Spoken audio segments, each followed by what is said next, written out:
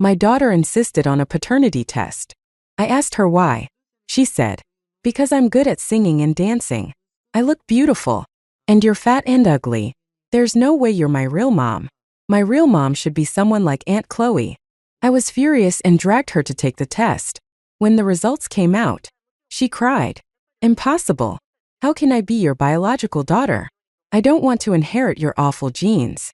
She said that her dad had good genes, and all her flaws were because of mine.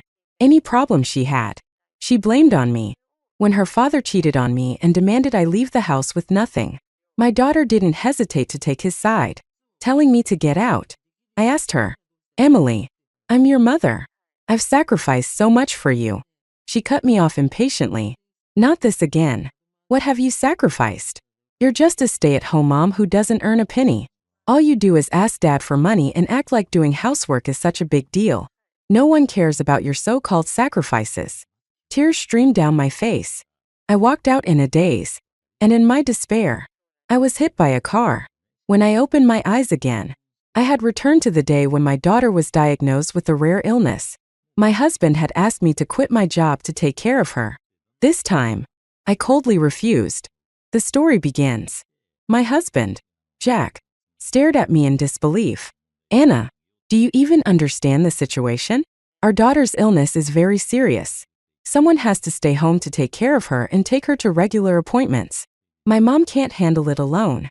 If you don't quit your job, how are we supposed to treat her?" I asked him in return, "Why don't you quit your job? Why does it have to be me?" Jack replied as if it was obvious. "Because you've always been the one taking care of her. I don't know how to take care of a kid." A chill ran through me, and I clenched my fists tightly. When I was pregnant, Jack had promised that I would handle giving birth, and he would handle childcare. A fair division of labor. I endured 2 days and nights of labor, suffering severe tearing. The moment I left the delivery room, Jack's mother leaned over and said, "Anna, it's a girl. Start preparing for a second child as soon as possible." Jack stood silently until I glared at him. Only then did he step in. "Mom, Anna is still very weak. Don't talk about that now. Boys and girls are equal in today's world."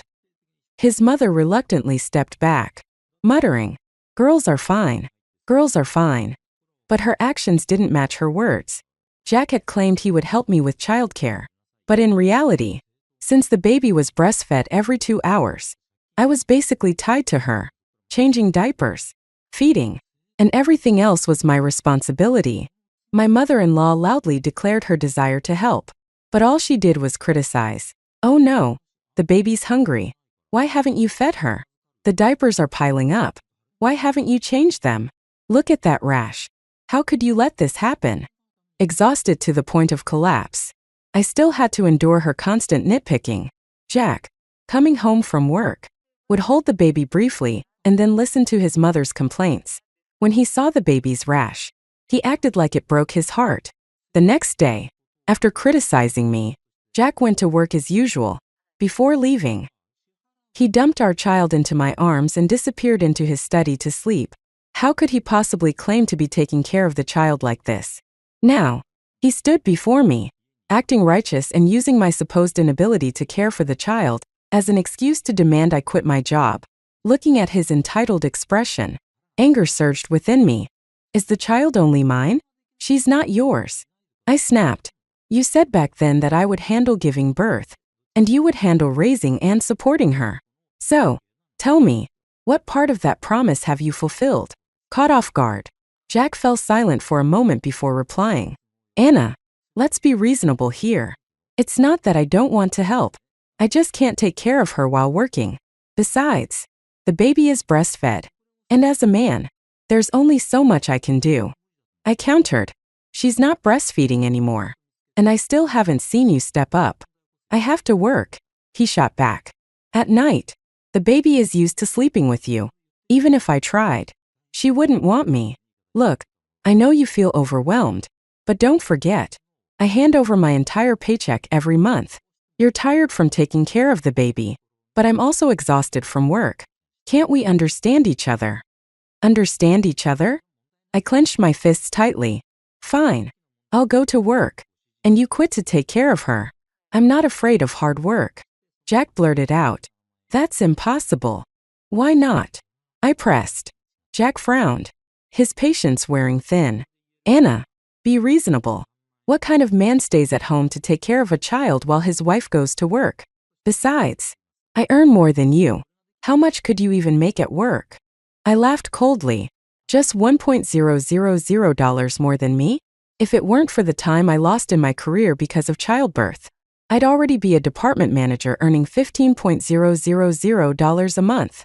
$5,000 more than you currently make. His face darkened, clearly uncomfortable. Realizing I was furious, he softened his tone and said, You love Emily so much.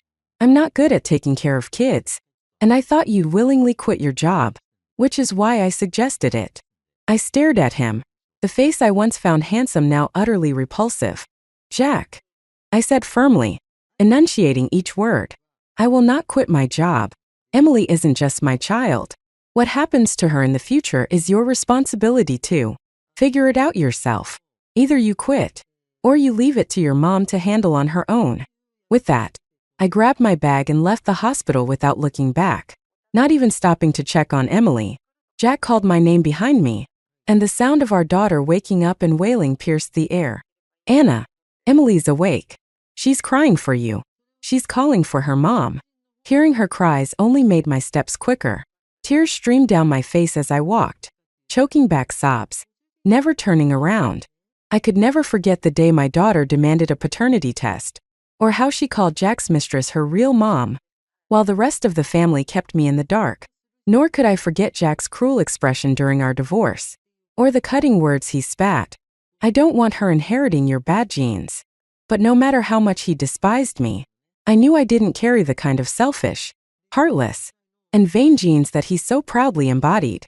These traits were unique to her father and grandmother. My daughter, Emily, was diagnosed with a rare illness when she was 4 years old.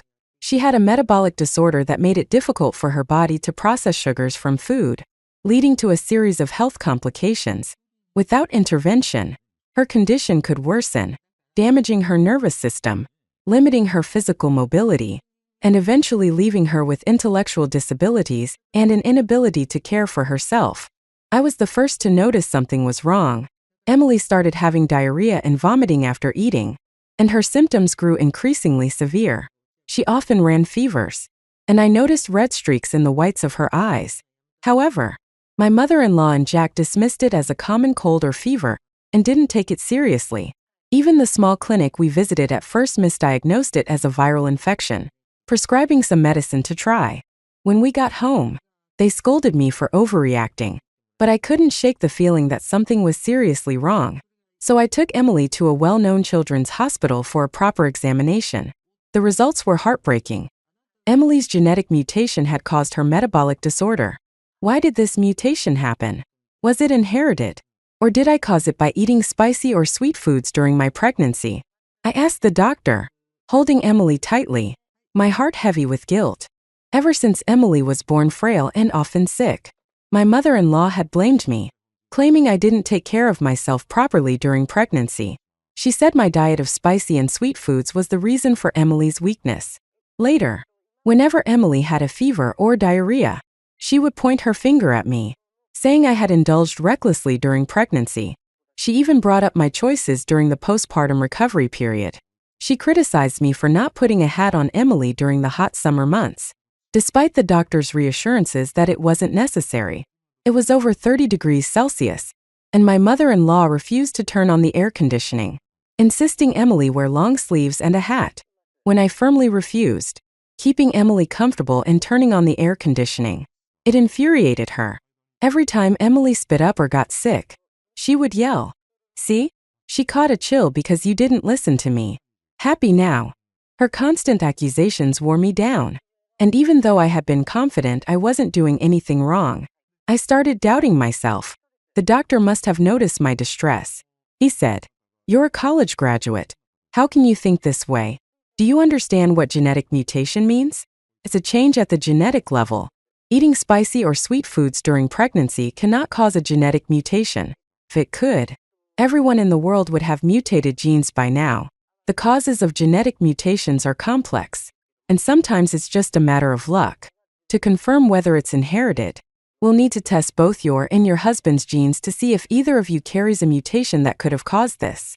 When I returned home and explained this to Jack and my mother-in-law, she immediately burst into tears, accusing me. It's definitely your genes. My son is tall, handsome, and has a degree from a prestigious university. You only have an average degree. It must be your genes. Anger boiled over, and I snapped. The doctor said it's most likely a random mutation. It's not inherited. How could a mutation happen for no reason? There must be a cause. Either it's your bad genes, or you ate something during pregnancy that caused the problem. She retorted, furious. I got into a heated argument with her. Jack had to step in to mediate, trying to calm both sides. The next day, Jack and I took Emily to the children's hospital again for a comprehensive examination, including genetic testing, chromosomal analysis, and other diagnostics. We spent tens of thousands of dollars, but the results finally came back. Both Jack and I had normal genes. Emily's condition was confirmed to be the result of a spontaneous genetic mutation. The doctor explained that while the condition wasn't entirely curable, it could be managed with medication and strict dietary control. By the time Emily reached puberty, her symptoms would likely improve significantly. Additionally, regular physical therapy and cognitive exercises would be essential to ensure her motor skills and intellectual development wouldn't fall behind. Both Jack and I were working at the time. Initially, my mom was helping us take care of Emily, but when my brother had a child, my mom went to help him instead. Jack then asked his mother to take over. My mother-in-law was incredibly lazy. As soon as I came home, she would leave all the housework and childcare to me, acting as if none of it was her responsibility. Jack worked far from home, often staying late for overtime or traveling for business, so he wasn't much help either. When Emily was diagnosed with her condition, I created a detailed list of dietary restrictions and precautions, emphasizing that her sugar intake had to be strictly controlled. But that very evening, I caught my mother-in-law feeding her porridge. I rushed over and shouted, "Stop! She can't have that." My mother-in-law was furious. "What's wrong with you? It's just porridge. There's no sugar in it." Angry, I explained, "I told you at lunch. Porridge and rice are starches. They turn into sugar. She can't eat them." She lost her temper, slammed the bowl down, and snapped, "Porridge isn't sweet at all. There's no sugar in it. You're just nitpicking because you don't like me. Fine. I won't help with the kid anymore. Do it yourself." With that, she stormed out and slammed the door behind her. I told myself, fine. If she won't do it, I will. I resigned from my job soon after to take care of Emily full-time. Her diet needed meticulous care, and she required constant physical therapy and exercises. I couldn't trust anyone else to handle it properly. After much thought, I decided it was safest for me to do everything myself. So, I became a stay-at-home mom. At the time, I didn't realize how much that seemingly right decision would cost me later. With one less income, the entire household relied on Jack's salary. The mortgage, car payments, and Emily's high monthly medical expenses all fell on his shoulders. The financial strain on him grew, and with it, so did his temper. We had fallen in love and married freely, and before our wedding, Jack had been handsome, sweet, and accommodating.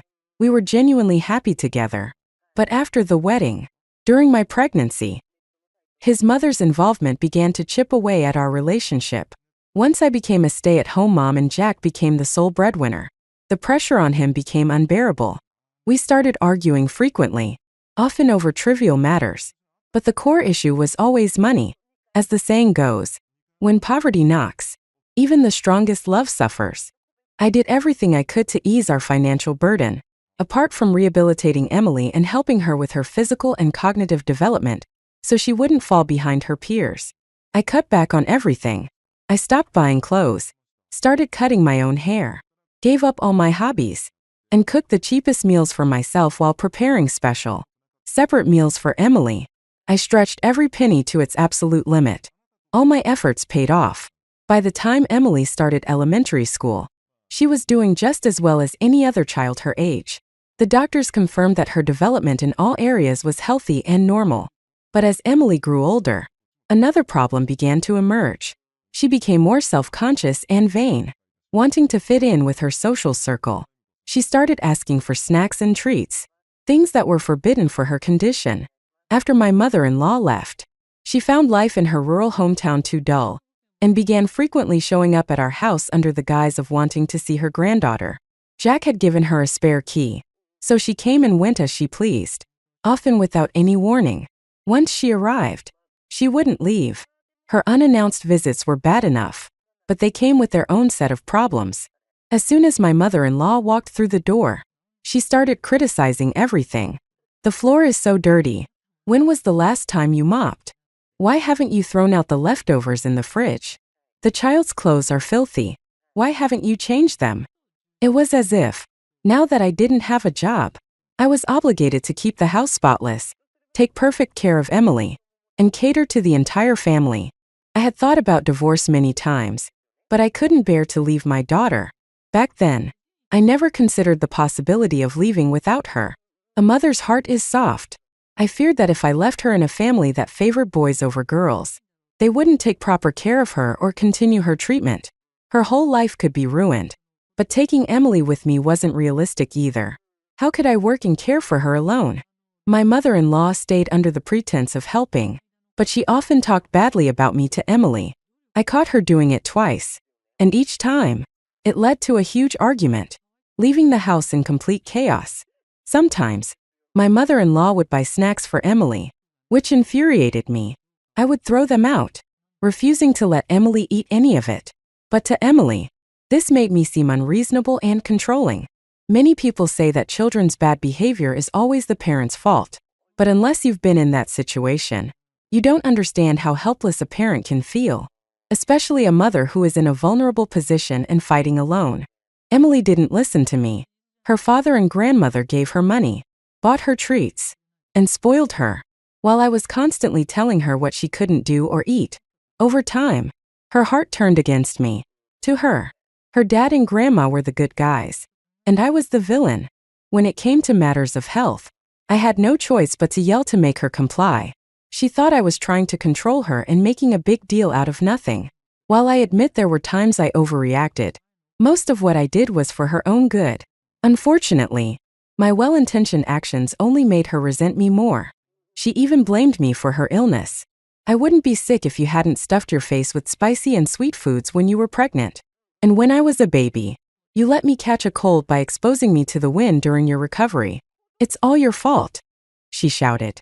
It hurt so much I felt like spitting blood. When Emily asked for a phone, I firmly refused. But Jack, eager to win her favor, bought her one. After that, Emily became obsessed with watching short videos and playing online games. The internet's algorithms bombarded her with videos based on what she searched for. When she looked up controlling mothers, she was flooded with content demonizing parents, praising rebellion, and promoting escaping toxic families. These videos egged her on, encouraging her to defy me and even run away from home. She was too young and impressionable to recognize the manipulation, and I became her enemy. Our relationship grew increasingly strained. By the time Emily was in 3rd grade, Jack had been promoted and received a significant raise. His annual salary eventually reached $500,000, but he kept it a secret from me. He continued giving me $6,000 a month, which covered all household expenses and Emily's medical bills. I later discovered he had visited prostitutes several times and even kept 2 mistresses. I suspected as much but couldn't find any concrete evidence. During that time, I tried looking for a job, but it was impossible. Emily couldn't eat at the school cafeteria, so I had to prepare her meals and deliver them myself. She also needed physical therapy 3 times a day, which I had to oversee personally. Her condition made her more prone to infections, so frequent hospital visits were necessary, along with regular checkups to monitor her progress. I was completely trapped, unable to leave the house or carve out any independence. By the time I turned 35, finding a job became even harder. It wasn't until Emily reached middle school that her condition finally stabilized. Her diet no longer required strict control, and her physical therapy was reduced to occasional sessions instead of 3 times a day. I finally felt a bit of relief. I thought my struggles were finally over. But then another woman entered the picture. Her name was Chloe Zhou. She was divorced with a son, and Jack became infatuated with her, completely obsessed to the point that he wanted to marry her. He even took Emily to meet Chloe several times, and Emily never mentioned any of it to me. At that time, I was working at a supermarket as a stock clerk, leaving early and returning late every day. The pay was meager, and to save money, I often brought home leftover produce from the store. Meanwhile, Jack was taking Emily, Chloe, and my mother-in-law out for fancy meals. He even used the excuse of taking Emily back to the countryside to visit family, to go on vacations with Chloe. They were playing happy families behind my back, and everyone kept it a secret from me. It wasn't until Emily was in high school that I accidentally found out about it. I was devastated. Emily offered no comfort. Instead, she demanded that I take a paternity test with her. I asked her why. She said, "Because I'm talented in singing and dancing. I'm beautiful. And you're fat and ugly. All you ever do is yell at me. There's no way you're my real mom. My mom should be someone like Aunt Chloe." Her words pierced my heart like 1,000 arrows. I asked, "If I'm not your biological mother, then your dad and grandma would know better than anyone. You've spent years blaming me for eating spicy and sweet foods while I was pregnant, saying that's what made you sick. That proves you've accepted that I'm your mother. So why are you suddenly denying it now?" She responded confidently, "What if the hospital made a mistake? Isn't it possible? There was a recent news story about switched babies. What if I was switched?" Her words infuriated me so much that I dragged her to the clinic on the spot to take a paternity test. When the results came out, she broke down in tears. "No way. How can I be your biological daughter? I don't want to have your awful genes." She claimed my genes were defective and blamed me for her illness. She said her father had good genes. He was handsome and youthful looking, while I was fat and old. She was terrified that my genes would ruin her too, making her fat and unattractive. It was always about genes. I stared at her in despair, my heart aching. I used to think it was my mother-in-law's meddling that had spoiled her, that she was just young and immature, and that her defiance was understandable. I forgave her again and again, trying to reason with her, but she still turned out this way. Now I finally understood genetics is a powerful thing. No matter how much I tried, no matter how much I sacrificed, I had raised someone selfish, heartless, and ungrateful. And to make things worse, she had a genetic mutation, one that seemed to have turned her into something even more unfeeling. Jack had his flaws. He was cruel, manipulative, and always sided with his mother. But at least he never abandoned her. Emily, on the other hand, had completely rejected her own mother. At that moment, I wanted to die. But the worst was yet to come. Her father cheated on me and demanded I leave the marriage with nothing, so he could marry Chloe Zhou. Without hesitation, Emily sided with her father and told me to get out. She even recognized Chloe as her mother. Jack had secretly transferred all his assets to his mother and Chloe long ago, keeping everything hidden from me. Even if I took him to court, I would have no chance of winning. I stopped trying to reason with Jack. I knew it was pointless. Instead, I tried appealing to Emily's emotions. "Emily, I'm your mother. I've sacrificed so much for you." But she cut me off impatiently. "Not this again. What have you sacrificed? You're just a housewife who doesn't earn a penny. All you do is ask Dad for money and act like doing some housework is such a big deal. Nobody cares about your so-called sacrifices." Her words left me pale and numb, my heart completely shattered. At that moment, despair consumed me, and I thought about ending it all. I didn't expect that. Later, I really would die. Perhaps heaven couldn't bear to see it.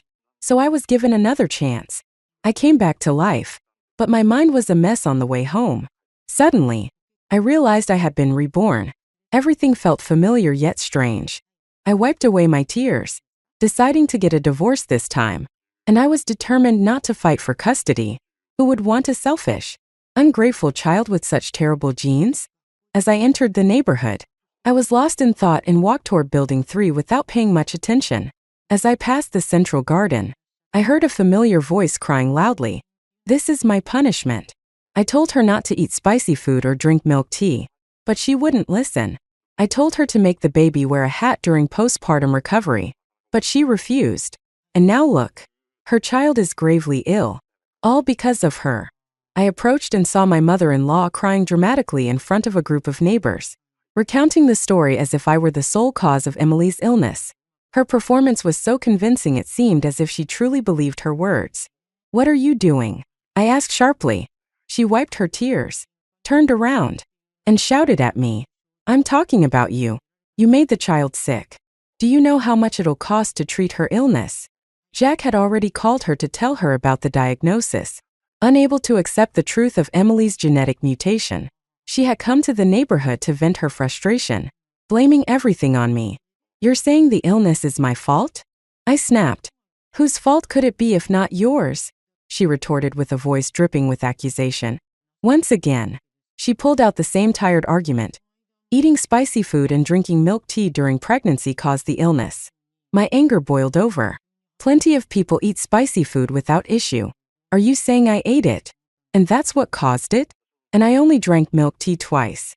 Are you seriously claiming that's why Emily got sick? You're ignorant. And I don't blame you for that. But you're also malicious. If you deliberately disgust me, don't expect me to stay polite. In my previous life, I had always held back during arguments, even when I was furious. But in this life, I refused to endure her nonsense. What did you just say? She widened her eyes in disbelief. You're calling me ignorant and malicious? She jabbed her finger toward my face, so close it almost touched my eyes. My fury reached a boiling point. Without even thinking, I slapped her across the face. Why are you shouting? You're the one who keeps feeding the child random things all the time. And now you've made her sick. That slap carried 20 years of suppressed anger. In this life, I had had enough. You hit me? My mother-in-law said in utter disbelief, frozen in place for a long moment before she finally reacted, trembling with rage. I slapped her again. Yes, I hit you. When Emily was just born, the doctor said she should only have milk, but you secretly fed her rice paste. Before she turned 1, she wasn't supposed to have salt or sugar, but you secretly gave it to her anyway. It must have been your reckless feeding habits that caused her genetic mutation. If you're going to blame someone, why not yourself? She stood there, shaking, trying to process what had just happened. In my previous life, I endured her antics for the sake of Emily. While she was intolerable, she did contribute here and there, doing some housework or stepping in during emergencies to give me a break. Because of these small gestures, I avoided direct conflict and tolerated her. On top of that, I didn't earn money myself and had to rely on Jack financially. Unless I was truly at my breaking point, I kept quiet. But nearly 20 years of this had pushed her to become even more arrogant, trampling all over me. This time, I wasn't holding back anymore. You hit me, she shrieked, bursting into dramatic sobs. People have been feeding their kids rice paste and plain water for generations. What's the big deal if I fed her some? How dare you blame me for this? I sneered. Of course I blame you. You're the reason she's sick. You fed her whatever you felt like. And now you're trying to push the blame onto me. I matched her accusations word for word, refusing to let her off the hook. No matter how much she tried to defend herself, I ignored her, just as she had always ignored my pleas. Her sobs grew louder, and the neighbors who had been watching exchanged awkward glances. I turned to them and said, "Listen carefully. Yes, I'm being a shrew today. She made my daughter sick, and she deserves to be hit. If I hear any of you gossiping about this, I'll find you and deal with you directly. Got it?" The crowd quickly dispersed, not wanting to get involved, seeing that no one was coming to her defense. My mother-in-law dropped her act. She suddenly lunged at me, raising her hand as if to slap me back. I couldn't help but laugh at the sight of her frail figure attempting to hit me. Without hesitation, I kicked her into the nearby bushes. She lay there wailing and screaming, crying that I had injured her. My daughter-in-law hit me. I'm hurt. I stared at her coldly. Keep it up. Let's see if anyone cares. Her cries grew louder, but I stepped closer and said icily, "Are you planning to play dead and accuse me of injuring you so you can get some money out of me? Fine. How much do you want? I'll call your son right now and have him pay you. After all, we're married. His money is my money." Her sobbing faltered. Her voice caught in her throat. After a brief pause, she wailed, "I'll sue you. I'll have you arrested and thrown in jail." I smirked. "Go ahead. Do it. If I go to jail, your son will have a wife with a criminal record. Let's see if his company will still want him after that." She froze, her body stiff. She didn't know much about the law, but she had heard that if a spouse had a criminal record, it could affect their partner's employment. I leaned in and added, "In fact, I'd love to go to jail. In there, I won't have to work or take care of anyone. Meanwhile, you'll have to take care of your sick granddaughter, do all the housework, and look after your precious son. If you've got the guts, send me to jail. Let's see how you handle them both by yourself. And if you can't, then get out of my way. Don't block other people's way," I said firmly, then turned and walked off. My mother-in-law was utterly humiliated but stubbornly stayed on the ground. Despite the crowd gathered around her, not a single person stepped forward to help her. She began spreading rumors about me, bad-mouthing me behind my back. Some gullible people, especially the elderly, believed her nonsense. But the younger crowd didn't buy it. After all, who in this day and age hasn't indulged in a bit of spice during pregnancy? We live in a region known for spicy food. And what about all the young moms who proudly drink milk tea and coffee while pregnant? While my mother-in-law blabbered on, she earned agreement from a handful of older individuals who shared her outdated beliefs. But she didn't realize she was alienating the younger moms and expectant mothers in the community. They were growing increasingly annoyed with her antics. After I left, she lay on the ground wailing for a while longer. When no one paid her any attention, she grudgingly picked herself up. Despite her rural background and years of farm labor, which made her body quite sturdy, she acted as though my kick had seriously injured her. But I knew she was perfectly fine. She had fallen onto the bushes, which cushioned her fall. She complained to those nearby. "You all saw it. My daughter-in-law hit me. Why didn't anyone help me?" One person shrugged. "Your daughter-in-law is so fierce. What if she hit me too?" Hearing this, I couldn't help but laugh. It was clear they didn't want to get involved and were just using me as an excuse. At least there were still some sensible people in the world. Not everyone was as cold and heartless as Jack's family. After putting my mother-in-law in her place, I felt a refreshing sense of relief. In my past life, I had always suppressed my anger. I had a weak spot, my daughter, and I let that stop me from standing up for myself. But this time was different. I no longer had any weak spots. No one could manipulate me anymore. My mother-in-law had no options left. She couldn't extort money from me because I could just demand it from her son. She couldn't send me to jail either, because if I ended up there, she'd be left to manage all the housework and care for both Emily and Jack herself. Ultimately, she had no choice but to endure the humiliation. Not long after I got home, my mother-in-law returned as well. She stormed up to my door, shouting insults and claiming I had injured her. "You ungrateful, heartless woman. Having a daughter-in-law like you is the worst luck of my life. I've worked so hard taking care of your child. And this is how you repay me? Don't expect me to help you again."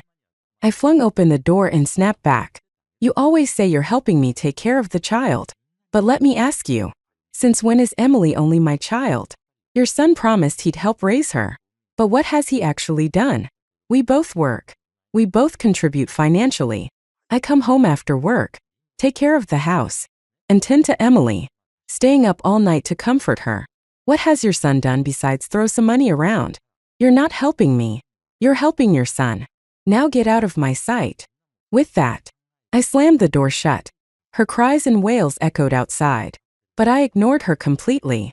Not long after, Jack came home, carrying Emily in his arms. Exhausted, he set her down on the couch and sank into the chair, gasping for breath.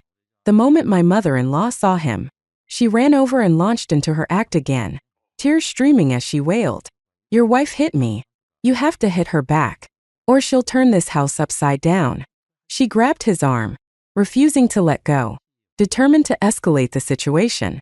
Before long, there was a loud banging on my door. "Anna, how could you hit my mom?" Jack shouted furiously from outside. He had always been the filial son, defending his mother in everything. I yanked the door open and said coldly, "She insulted me first.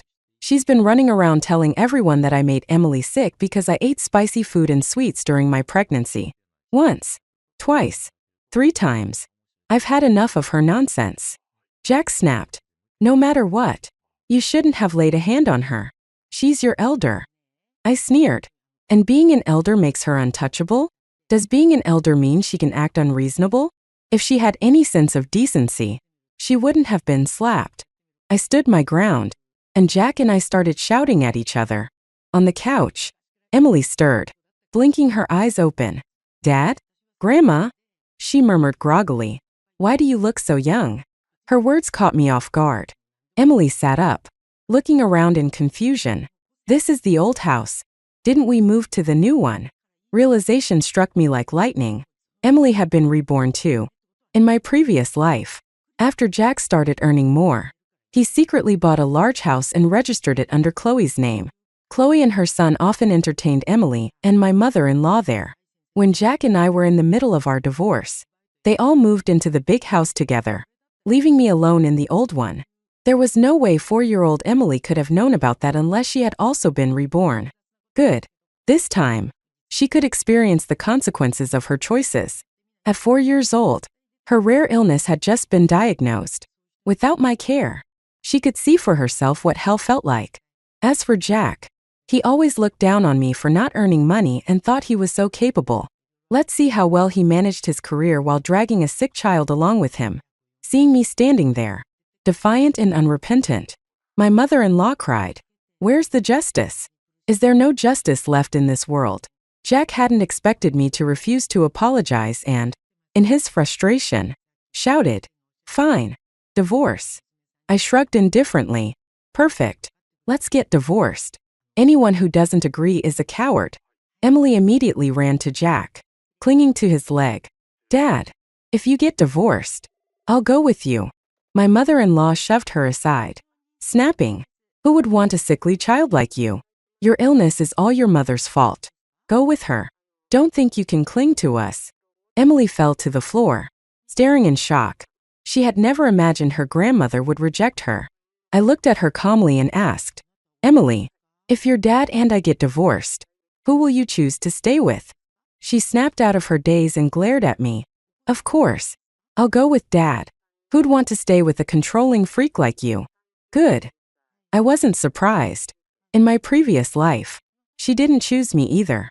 Why would this time be any different? I said, "There's a saying, better to follow a poor mother than a rich father. Do you know what it means?" I wasn't expecting her to choose me. I just wanted her to say it out loud. So in the future, when she faced hardship, she wouldn't try to use our mother-daughter bond to manipulate me. Emily glared at me and said harshly, "Dad and Grandma are great. I want to stay with them. I don't need you to worry about me." As she spoke, she kept sneaking glances at Jack and my mother-in-law, trying to gauge their reactions. She had always been like this in the past, undermining me to curry favor with Jack and his mother. Knowing our household relied on Jack's income, they, along with Jack's mother, didn't like Emily, and naturally, they ganged up on me, using their strength against me. I nodded and said, "All right, you said it yourself. In the future, if your dad doesn't want you, don't come looking for me. Let's just cut ties forever." Emily's face flushed with anger. "If you get divorced, no one will take care of you. Who will you ask for money then? It's ridiculous that you can't even support yourself but still want to argue with me." I laughed coldly. "You think I can't take care of myself? I have a job and a salary. I don't need to ask anyone for money. Are you even thinking before you speak?" Emily turned to Jack for help. "Dad, did you hear her? She's insulting me and you." But Jack didn't even look at her. Frustrated, she tugged at his sleeve. But Jack, still fuming, snapped, "What are you yelling about? This is adult business. Stay out of it. And stop whining. You're rejecting your own mother. Your brain must be messed up from being sick. Get back to your mom where you belong." Emily flinched at his harsh words, her body trembling slightly.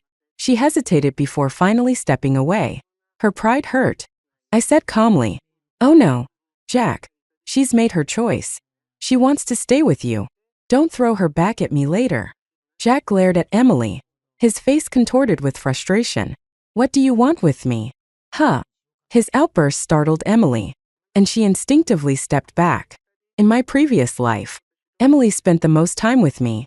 I was the one who made her eat foods and take medicine she didn't like, ensured her every need was met, and tried to manage everything in the household. But the pressures of life sometimes left me overwhelmed, and I occasionally lost my temper and scolded her. Jack, on the other hand, would come home from work late and spend only a little time with her, always smiling and gentle. Because of this, Emily grew up believing Jack was the calm, kind one, and I was the unstable, angry parent. She never realized that Jack had a terrible temper. When he got angry, he'd slam the door and leave the house, no matter how chaotic things were at home. Over time, she came to idolize Jack and resent me. Now, she was finally getting a taste of her father's supposed good temper. Anna, you hit my mom. Are you going to apologize or not? Jack demanded, his anger still simmering. Why should I? I replied coldly, egged on by my mother-in-law. Jack exploded. If you won't apologize, then we're getting a divorce. Fine by me. I shot back without hesitation. The group of us stormed off to the civil affairs office to get the divorce processed. When we got there, we ended up arguing about custody of Emily. My mother-in-law loudly insisted, if you want a divorce, take that girl with you. Jack added, Anna, don't you love your daughter so much? Then you take her. I laughed bitterly. You're just trying to dump this responsibility on me. No way. I'll agree to the divorce. But I'm not taking Emily. The people around us watched our loud argument with disdain, their faces full of judgment. I could tell what they were thinking. Parents who don't want their children are despicable. But I didn't care. Fine. Then we won't get divorced. Jack said, finally calming down. Anna, let's go home. Stop making a scene here and embarrassing ourselves. Emily chimed in quickly. Mom, please stop. Don't make this worse. Let's go home, Jack said, as if I was the one causing a scene for no reason. I laughed loudly and retorted, weren't you the one who insisted on a divorce just now? How am I the one making a fuss? Who was yelling about divorcing just moments ago? Jack tried to explain himself, addressing the people around us. She hit my mom. I was angry, and I just lost my temper.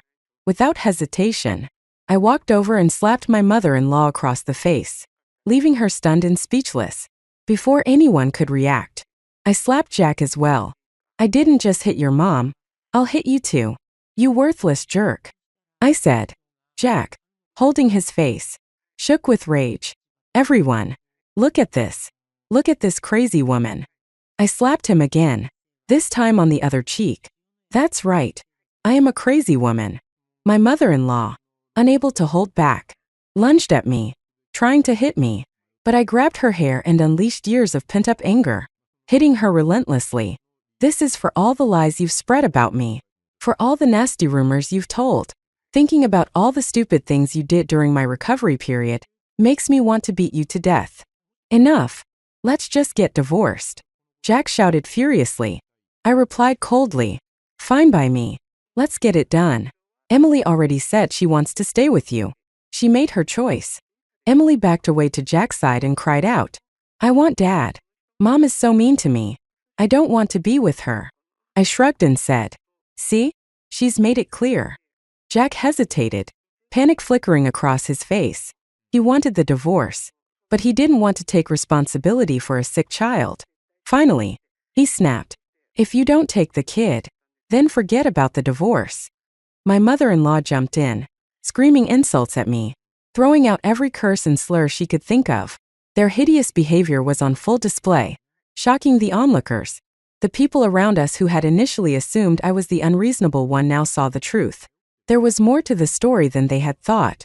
Realizing Jack wouldn't go through with the divorce, we had no choice but to return home. I knew this would happen. Divorce wasn't an easy option for Jack. If I left, who would take care of Emily? His lazy, useless mother who only talked big, but was completely incompetent? He knew better. Divorce would only create more problems for him. So he wanted to drag things out. But I no longer loved Emily, and I certainly didn't care about Jack. If he wanted to trap me, he'd have to see if I was willing to stay trapped. As soon as we got home, I packed my things and left. I walked out without looking back, just as Jack had done countless times before, leaving everything for someone else to deal with. I rented a small apartment and spent the rest of my money on clothes, jewelry, and skincare products. I even sent some money to my mom, marking it as payment for her help raising Emily. For years, I had lived frugally, cutting back on everything. But now, I wasn't saving a single penny anymore. Jack called me over and over, but I blocked his number. Then, I gathered all the necessary documents and filed for divorce in court. The divorce proceedings were a long and tedious process. Jack refused to cooperate, dragging everything out and slowing the progress to a crawl. This world is truly exhausting. Getting married is easy. Getting divorced is hard. If you try for a mutual agreement, but can't reach one, the divorce won't go through. Even if an agreement is reached, there's a mandatory cooling-off period for divorce. If either party changes their mind during that time, the divorce is halted. Filing for a contested divorce requires submitting mountains of paperwork, and if one party refuses to cooperate, the process can drag on for a year or more. Even after going through the legal proceedings, the first court hearing often results in a denial of the divorce. Then the entire process has to be repeated, leading to a second court case. Divorce is riddled with obstacles, but no matter how hard it is, I was determined to end this marriage. One day while I was at work, my phone rang. It was my mother-in-law. Annoyed, I picked up, fully prepared to tell her off. But then I heard a young voice on the other end. "Mom, did you also get reborn? Is that why you want a divorce?" Emily's voice was soft, almost tentative. I paused for a moment. "What do you need?" I asked, my tone cold. Emily continued, "You blamed me in our last life for not helping you when you got divorced. That's ridiculous. Just look at yourself. Look at your temper and the things you've done. How could any child like a mother like you? You're the kind of mom who never admits she's wrong or reflects on her behavior." I cut her off sharply. "If you have something to say, spit it out." Emily didn't expect my indifference and huffed in frustration. "Stop being so petty. Come home and cook for me." "Cook for you? Why? Just because you're sick. I have to make your meals." I laughed bitterly. I hadn't expected such a ridiculous demand, delivered with such entitlement. "You want me to cook? Why don't you ask your grandma or your dad to do it?" "They don't know how," she replied, as if that settled the matter. I scoffed. "And you think I was born knowing how to cook? If they don't know, they can learn." With that, I hung up, took a deep breath, and told myself not to get upset over an ungrateful brat. It wasn't worth it.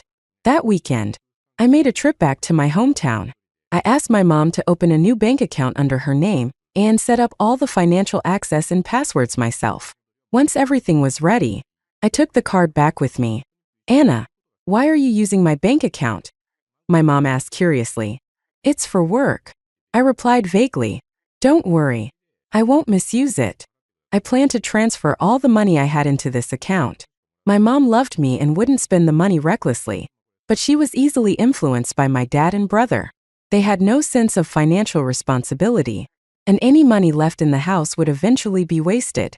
To avoid that, I didn't tell her my real intentions. After returning to the city, I started withdrawing cash little by little and depositing it into the account in my mom's name. In total, I had about $70,000 saved up. Not a lot, but enough to keep safe. From then on, whenever I got paid, I would withdraw small amounts of cash and deposit them into the account. Since the funds were technically under my mom's name, they wouldn't count as marital assets during the divorce proceedings. Divorce courts scrutinize joint bank accounts and financial transactions, but small withdrawals like mine wouldn't raise any red flags. Large sums might have been traced, but small amounts were much harder to track. Of course, this method didn't allow me to hide a significant amount of money, so I needed additional strategies. I spoke with a friend who had gone through a divorce and now ran a bakery. After a long heart-to-heart, she agreed to help me. I began buying baked goods from her at 10 times the regular price. She would then refund the excess money to me. Using this method, I funneled more funds away while sending baked goods to Emily as a gesture of goodwill. In my previous life, Emily had always wanted sweets and pastries, but I had strictly forbidden them because of her illness. Her grandmother and father would sneak them to her behind my back, and she grew to idolize them while resenting me for being too harsh. This time, I decided to be the nice one. I sent her treats regularly. Whether she ate them or not was up to her. I didn't care. As long as the money was in my hands, even if someone traced the transactions, I could simply claim it was all spent on daily living expenses, leaving no room for argument. Using the same method, I started purchasing clothes and other necessities for Emily at ridiculously high prices. In this way, I managed to clean out almost all of my salary without leaving any traceable assets. Some might think I was ruthless, but Jack was far worse in my previous life. He had outright hidden his salary, telling me he only earned $10,000 a month while secretly transferring the rest of his income to other accounts over the years. Divorce courts only check financial records from the past 5 years. And since I had no idea what his actual annual salary was, I couldn't even investigate. When we divorced, I ended up with nothing. Now, I was merely paying him back in kind. Realistically, all I could do was protect my own earnings. His money was tightly controlled by him, and I couldn't touch a cent of it. Using the bank account under my mother's name, I started investing in stocks through Jack's brokerage account. I had learned about personal finance during my time as a stay-at-home mom. Trying to find ways to make money, I kept a close eye on the financial markets and knew which stocks would soar in the future and when they would crash. As long as I held onto the stocks long enough and sold them at the right time, I could secure a lifetime of financial stability. With everything set up, I allowed myself to relax. I ate well, slept soundly, and lived comfortably. Meanwhile, the divorce case dragged on as expected. Jack, realizing I wasn't coming home or taking care of Emily, dumped her on his mother and continued with his life as usual. After all, he was a big man with an important career to build. There was no way he could take on childcare. Naturally, his mother bore the brunt of the household responsibilities. Suddenly overwhelmed by the demands of cooking, cleaning, and taking care of Emily, she no longer had time to chat with the neighbors about how awful I was or gossip about me while dancing in the square. Her leisurely days of shopping and complaining were replaced with the harsh reality of managing a household. Jack, busy with work, left her to handle everything. Frustrated with the situation, she began taking it out on Emily. Emily, for the first time, experienced her grandmother's true colors. One day, I bumped into a friend while shopping. She hesitated for a moment before asking, "Anna, are you really not going to take care of Emily anymore?" "Why?" I asked, sensing something was wrong. The friend, knowing about Emily's illness, looked worried. "Do you know how your mother-in-law is taking care of her? She's completely neglecting her." She explained what had been happening since I left. At first, under Jack's instructions, my mother-in-law reluctantly followed the doctor's orders, preparing separate meals for Emily. But within a few days, she found it too troublesome and started cutting corners. Instead of making meals specifically tailored to Emily's needs, she began cooking the same food for both adults and children. If she wants to eat, fine. If not, she can go hungry, my mother-in-law would say dismissively. Thankfully, Emily had been reborn and knew she couldn't eat plain white rice at this stage. She forced herself to eat the vegetables, and when she couldn't stand it anymore, she climbed onto a stool to cook her own meals. It was exhausting for her, but she managed. That's why she had called me earlier, demanding I come back to cook for her, because even her grandmother refused to make proper meals. As for physical therapy, my mother-in-law treated it as optional. She half-heartedly supervised a few exercises, rushing through them and often skipping them altogether.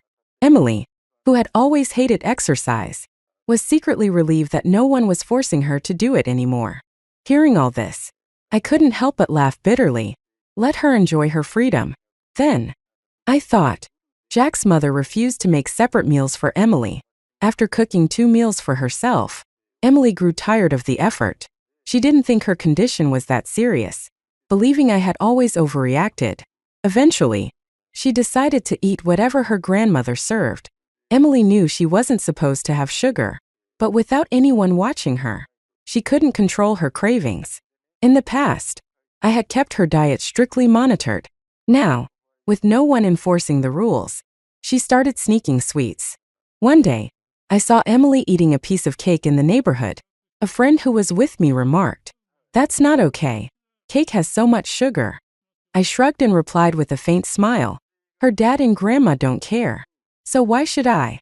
"But she's your daughter," the friend argued, looking shocked. "So what?" I said coldly. "When we were getting divorced, she chose to side with her dad and fight against me. If she's so ungrateful, let her deal with the consequences herself." The friend stared at me, stunned. Meanwhile, the legal process for the divorce dragged on, but I didn't give up. I knew it was a slow process. As the timeline progressed, I packed my bags and returned home. When Jack's mother heard the sound of the door, she rushed into the living room. Seeing me, her face twisted in disdain. "Oh, back already? Weren't you so determined not to come back?" she sneered. Emily heard the commotion and came out too. She glanced at me with a smirk. "I thought you were so tough, but in the end, you came crawling back." Ignoring their remarks, I walked straight to my bedroom. That evening, I went into the kitchen and cooked an elaborate meal, filling the table with dishes. Emily came in and said, "You don't need to make separate food for me anymore. I've been eating regular meals for 2 months, and nothing bad has happened." Without looking at her, I replied flatly, "I didn't make this for you. Don't flatter yourself." Annoyed, Emily pouted. "You used to say I couldn't eat regular food, that I couldn't eat this or that. Well, I've been eating whatever I want, and nothing's happened. Doesn't that prove you were wrong all along?" Raising an eyebrow, I asked, "So you think I was wrong to make separate meals for you and restrict your snacks?" "Of course. Those meals you made were terrible. I hated them." Emily snapped. I nodded. "All right. I was wrong then. And physical therapy is useless too," she added. "That stuff doesn't work. You should just do the cleaning and laundry instead. Grandma always piles my clothes up for a week before washing them." She grumbled a bit more, demanding that I wash her clothes. I ignored her completely. Frustrated, she stomped out of the room. That night, Jack came home early after hearing I was back. He even brought a bouquet of roses, trying to mend things between us. I pretended to be pleased, taking the flowers with a softened expression. "I made a full meal tonight. Let's all sit down and eat," I said gently. The family gathered around the table, clearly still disliking me but eager for me to resume my duties as their live-in maid. They forced themselves to act polite, playing along. I brought out a bottle of white wine and encouraged Jack to drink, thinking I was trying to make amends. He happily drank half the bottle. Soon, he passed out, completely unconscious. Dragging him to the bedroom, I used his fingerprint to unlock his phone and started searching through his messages. In my previous life, Jack had once admitted that, after Emily was diagnosed, the stress drove him to visit a prostitute several times. I had been waiting for this moment. I quickly found a WeChat contact labeled Procurement Xiaozhang. Their chat history was explicit and shocking. At first glance, the name Procurement Xiaozhang sounded like a work contact. But who would have guessed it was actually a prostitute? Their messages included flirtatious exchanges, explicit photos, and even negotiations over prices, full service for 500, overnight for 800, and specific charges for certain positions and requests. I took screenshots of everything. Then, I continued combing through his chat history, one by one. As expected, I discovered more incriminating evidence. He had private conversations with friends where he insulted his boss and trashed his company. He called his boss a stingy, bald idiot and a useless waste of space. He criticized the company, calling it corrupt and claiming the higher-ups were incompetent and ignorant. Jack always thought highly of himself, looking down on everyone else. But in reality, his position wasn't that great, and he was simmering with resentment. His anger made him reckless, saying things that even bordered on highly sensitive topics. I didn't hesitate to take more screenshots and upload them to my email for safekeeping. The next day, when Jack went to work, I followed him to his office. He was visibly surprised to see me there. "What are you doing here?" he asked, frowning. "Jack, let's get divorced," I said directly. His face darkened. He glanced around nervously, then lowered his voice. "Why are you causing trouble again out of nowhere? If you don't want to lose your job, you'd better cooperate." I replied, holding up my phone. Jack's expression turned confused, but he picked up his phone to check the messages I had just sent him. The moment he saw the photos, his face went pale. Anna, you went through my private messages? What do you want? He hissed. I want a divorce, I said, shaking my phone. If you don't agree, I'll walk straight into your office right now and show these photos to everyone. Jack's career was everything to him. In my previous life, he had once admitted that his career progression hinged on a key moment when he had agreed to an overseas assignment. At the time, he and another candidate were competing for the role, and while the other person hesitated due to family obligations, Jack accepted without a second thought. That assignment had come at a crucial time for Emily, who was undergoing a pivotal rehabilitation checkup. Jack didn't even consider staying to help. Family always came second to his career. After returning from the 6-month assignment, he got a promotion and a substantial raise. Judging by the timing, this opportunity was likely approaching again, which explained why Jack was so eager for me to come back. He had even gone so far as to buy flowers and drink the wine I had offered him last night, putting on a show of affection to keep me around. He needed me at home so he could leave without any worries. But now, with these incriminating screenshots, I had the power to ruin everything for him. If his boss saw those messages, not only would his promotion and raise vanish, but he might even lose his job altogether. This company was prestigious and extremely difficult to get into. Losing his position here would be a devastating blow. Jack gritted his teeth and growled. Fine. Divorce it is. I smiled. The child stays with you. Fine. Emily's mine. Happy now, he snapped, his fury barely contained. Divorce reveals a person's true character. Jack thought that by keeping custody of Emily, he could claim the majority of the marital assets as well. I laughed coldly. Absolutely not. The assets will be split equally. Everything acquired during the marriage must be divided fairly. I had already transferred all my money and left nothing behind. Jack didn't believe me. Fine. Let's check the bank records then, he said smugly. Go ahead. I replied calmly. My financial transactions were clean and straightforward. Instead, he uncovered some of his own private expenses that now needed to be reconciled. If you want my used makeup and women's coats, I don't mind selling them and splitting the proceeds, I said mockingly. Fine. Then your clothes and belongings will be up for sale too, he snapped, furious but powerless to do anything. To avoid pushing him into complete retaliation, I made a small concession. I don't want the house. Let's consider it a one-time payment for child support. We argued further about the details of the support payments. All right, I said. If you want child support, the house needs to be sold, and we'll split the proceeds evenly. Afterward, I'll send monthly payments.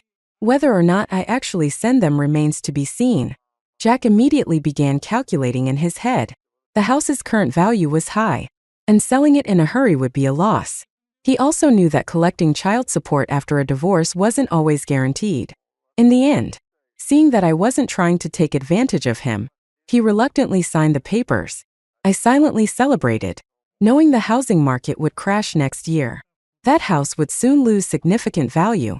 It was better to leave it to him. After the mandatory 1-month cooling-off period, I finally received the divorce certificate, holding it in my hands. I was so overwhelmed with emotion that I almost cried. On the day of the divorce, Emily tagged along and confronted me. Mom, are you really going through with this divorce? Yes, I replied firmly. Her confusion was evident. You do realize Dad will be earning $500,000 a year soon, right? Why not just stay with him? Be nicer. And you'll never have to worry about anything for the rest of your life. I looked at her calmly and said, Have you forgotten about Chloe Zhou? Emily scoffed. Well, you're old, ugly, and have a bad temper. Isn't it natural for Dad to cheat on you? Her words stung, but I stared at her without flinching. In my previous life, Emily's behavior and remarks were baffling.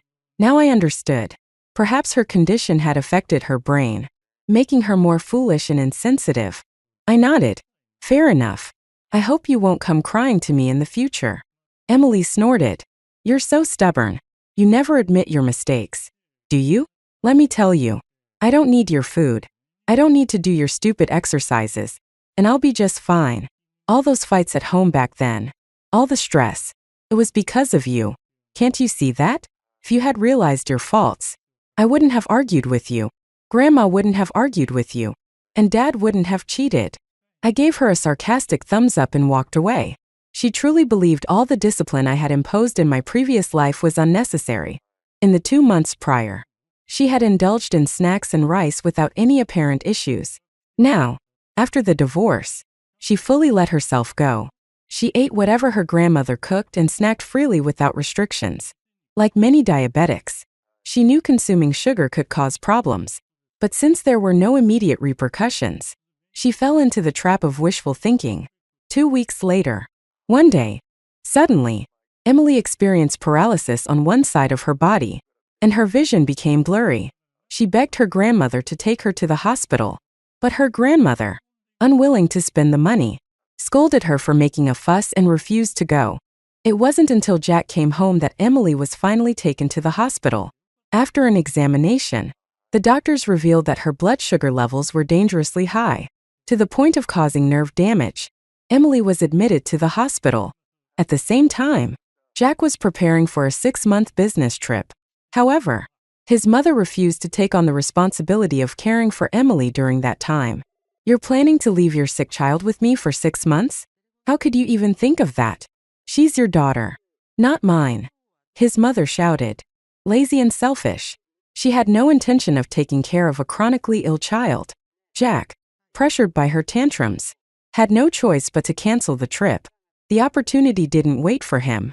Someone else at the company eagerly volunteered to fill the role, and Jack missed his chance for a promotion and raise. Now, it was uncertain when another opportunity would come his way. Meanwhile, I had resigned from my job, ended my lease, and taken care of personal matters. With everything settled, I decided to deal Jack a final blow before moving on. During our divorce, I had used the evidence of his solicitation chats to force his agreement. What Jack didn't know was that I also had records of his conversations insulting his boss and badmouthing his company. Now that we were divorced, I anonymously sent those incriminating messages to his superiors. At that company, Jack could forget about promotions or raises. If he wasn't outright fired, he'd be lucky. After Emily was discharged from the hospital, her body was permanently damaged. The doctors told her and Jack that because of her lack of dietary control, many parts of her body had sustained irreversible harm. Even with strict dietary management in the future, she would never be able to live like a normal person. To make matters worse, Jack and his mother, realizing Emily could never fully recover, began to resent her. Treatment was expensive, required constant care, and was far too troublesome for them. In my previous life, I had willingly taken on those burdens, devoting myself to Emily's care. Yet she had dismissed my efforts as meaningless, arguing with me and idolizing her father instead. Now, she finally understood how vital my efforts had been. Jack blamed Emily for ruining his career, his heart filled with resentment.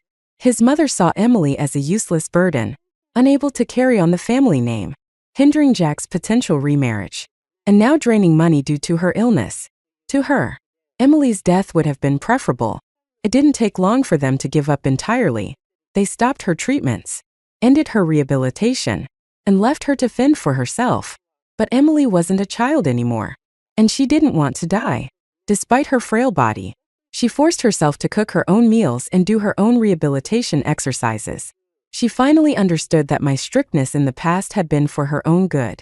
Desperate to contact me, Emily tried to find a way, but she didn't have my information.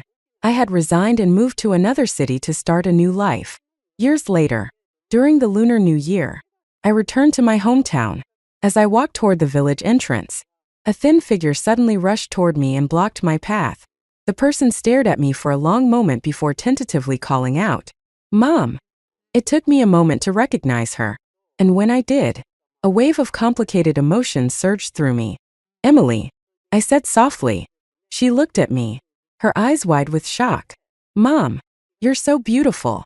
It had been years since we'd seen each other.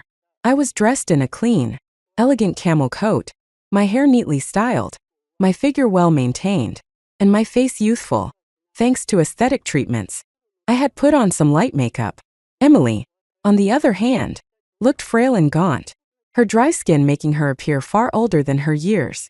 I brushed my hair back and said, "When you don't have to take care of others, do chores every day, worry about money, or scrimp and save, you'll naturally have the time and resources to take care of yourself.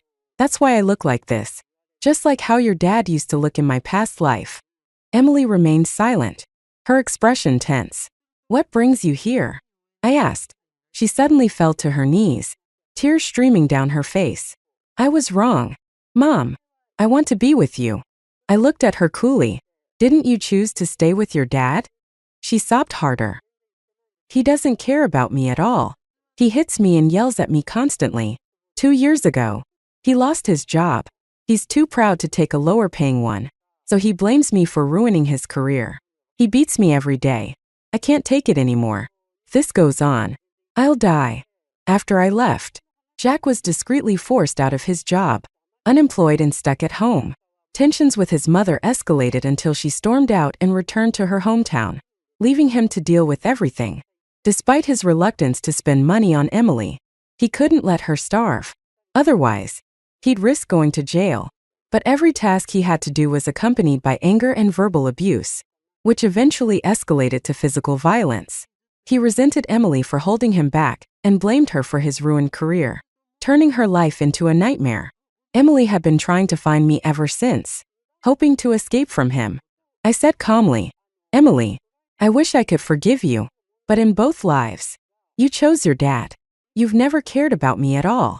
You once said you didn't want to inherit my bad genes, claiming your dad's genes were perfect. Now I think you were right. Your heartless nature must come from him. I won't take you back." Emily broke down, crying uncontrollably, but I turned and walked away without looking back. Later, I met a friend for dinner at a restaurant. To my surprise, I saw Chloe Zhou there, clinging to a middle-aged man with a flirtatious expression. Word of my return must have reached Jack because he stormed into the restaurant, demanding child support. He looked terrible, older, fatter, uglier, and his hair was thinning. Whatever he had gone through in these past few years had left him in a pitiful state. "I already paid the agreed amount of child support," I said firmly, pulling out our divorce agreement to prove it. Jack, losing his temper, grabbed a bowl and threw it at me. I dodged, and the bowl flew straight toward Chloe. She screamed in terror. The middle-aged man she was with exploded with rage, grabbed Jack by the collar, and started yelling. Chloe, seeing the chaos, stormed over and slapped Jack several times before kicking him hard and storming out with the man. Taking advantage of the commotion, I slipped out and followed Chloe discreetly. As I suspected, she was back to being a mistress. Without hesitation, I informed the man's wife about Chloe's affair. This woman, unlike the meek and forgiving version of myself in my previous life, wasted no time. She gathered a few people, barged into Chloe's place, and beat her mercilessly. They even poured boiling water on her face, disfiguring her. Chloe's downfall was swift and brutal. Not only was she thrown out of the man's house, but his wife also reclaimed all the assets Chloe had taken and left her drowning in debt. Jack's failure to secure child support only fueled his anger, and he took it out on Emily. When drunk, he beat her mercilessly, venting his frustrations through punches and kicks. Emily, already frail, couldn't withstand the abuse. Jack's drunken violence eventually went too far, and he killed her. He was arrested soon after. The investigation revealed years of abuse, neglect, and refusal to provide proper medical treatment for Emily. When the news broke, public outrage exploded. The court sentenced Jack to death, and he became a symbol of parental failure and cruelty. Jack's mother wasn't spared from the fallout. Her reputation was utterly destroyed. Since Jack's father had passed away years ago, she had relied solely on her only son for support. Now, with him sentenced to death, she had no one left to depend on. She cried endlessly, but no one sympathized with her. Instead, neighbors began throwing trash and dirty water in front of her door, making it nearly impossible for her to leave her home. Unable to endure the humiliation, she returned to her hometown. But word of her and Jack's misdeeds had already spread there as well. The entire village looked down on her, treating her with disdain. In her final years, she lived in isolation, shunned by everyone around her. She passed away one winter night, her body lying unnoticed for a long time before anyone discovered her death. After the college entrance exam, I went to find my first love, holding the exact same college acceptance letter as him, only to see him hugging another girl, acting intimately. When he saw me, he didn't even flinch. Instead, he said casually, "Well, since you caught me, let's just break up." I questioned him. "How could you do this to me? You're the one who told me to apply to the same college as you." He responded lightly, "That was your choice." That one sentence, "That was your choice," nearly ruined my entire life. Maybe I should have known from the beginning that he never loved anyone. He just enjoyed watching top students fall for him. It was like that with me, and no doubt it would be the same with the other girl. Later, I suffered countless hardships because of my low academic qualifications. One day, in a daze, I got into a car accident. But then, I was reborn, back to my senior year of high school. This time around, I will never hold back my scores for love. I had dropped from qualifying for a 211 university to a third-tier private college, but in this life, my target is Stanford. When the bell rang, my deskmate lazily said, "You should go bring water to Ryan." Without even lifting my head, I replied, "Not bringing it." My deskmate looked surprised. In his memory, I had always been Ryan Carter's loyal little fangirl. In the past, the moment class ended, I would run to find him, bringing him water or snacks, picking up his dirty clothes after basketball, or helping with the homework he hadn't finished. Thinking about it now, I couldn't help but press my fingers to my forehead. How sweet I was. How could I not have realized how ridiculously good I had been to him in my past life? I thought that was love. So much so that I got blinded, bewitched by his words on the eve of the college entrance exam. "I hope we can go to the same college." Because of that, I deliberately skipped a few big questions during the test and dragged my 211 level score down to third tier, just so I could be with him. And what did I end up with? I lost both my education and that so-called love. I was left with nothing. Burdened by the harshness of life, I was forced to take low-paying jobs with minimal requirements. I worked like mad trying to improve myself. But when I confidently submitted my resume, every company rejected me, simply because my university was third tier. At that moment, I finally understood how stupid it was to hold back for love. My abilities were wiped away by a single line from an HR. Only a third-tier grad? Just like how his cold, "That was your choice," had shattered all my fantasies about love. I walked out of the building in a trance. Everything around me turned blurry. The trees beside me glowed green under the streetlights. I stepped forward, thinking I heard someone calling me. I listened carefully, only to hear that same HR voice again. "Only a third-tier grad?" In the very next second, I was hit by a car. As my consciousness faded, I thought seriously, if I could start over again, I would never do something as stupid as holding back for love. So dumb. Yes, way too dumb. My deskmate, with his usual nosy curiosity, asked, "Did you two have a fight?" Snapping out of my thoughts, I pointed at the tough math problem. Mr. Jackson had just explained and said seriously, "Do you know how to solve this?" He shook his head. I added, "Neither do I. That's why I need to figure it out. No time to go find him." A minute later, when he saw me getting up and walking out, he couldn't help but peek and mutter, "Didn't even study that long and already going to see a guy again?" In reality, I was heading to find a teacher. But I couldn't blame him. His impression of me was deeply ingrained. Even I, thinking back to the way I acted in my past life, felt a strong sense of regret and disappointment in myself. But in this life, I'm completely over Ryan Carter. I only want to study hard, even aim for Stanford, the university I would have had a shot at if I hadn't held back for love. When the teacher at the Stanford admissions office saw me, he seemed a little surprised. After all, my relationship with Ryan was well known throughout the school. The academic director, seeing that our grades never dropped and we didn't cross any major lines, had turned a blind eye to us. But in my past life, after I deliberately tanked my score and got into a private third-tier college instead of a 211, it severely affected the school's reputation for college placement. I heard the academic director was furious when he found out and began cracking down hard on all early relationships, refusing to let any couple slide. But adults are different. Even if they have thoughts, they don't ask directly like my deskmate. During math class, the teacher spoke quickly, going over several key, difficult questions.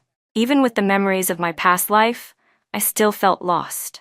There was one question I didn't understand. Just as the teacher was patiently explaining it to me, a girl walked in with a stack of homework for the class. She saw me and exclaimed, "Emily, what are you doing here?" "Ryan was just asking where you were." Annoyed, I replied, "I'll be wherever I want to be." "Can't you see I'm in the middle of a lesson? Don't interrupt me," and the teacher. Seeing my reaction, the girl quickly set down the stack of homework and jogged out. Once I finally understood the question, I left the office satisfied, but on my way back to the classroom, I ran into the one person I least wanted to see. Staring at the narrow hallway, I said helplessly, "Move, class is about to start." Ryan looked a little hurt. "Emily, why didn't you bring me water? We had gym class last period. I'm exhausted." "If you're thirsty, go buy it yourself," I snapped. "What, were you just waiting for me to bring it to you? Do you really think you're some kind of prince?" Ryan Carter came from a wealthy family. He was usually generous with classmates, good-looking, could play basketball, but didn't care much for studying. He was one of those popular figures in our grade.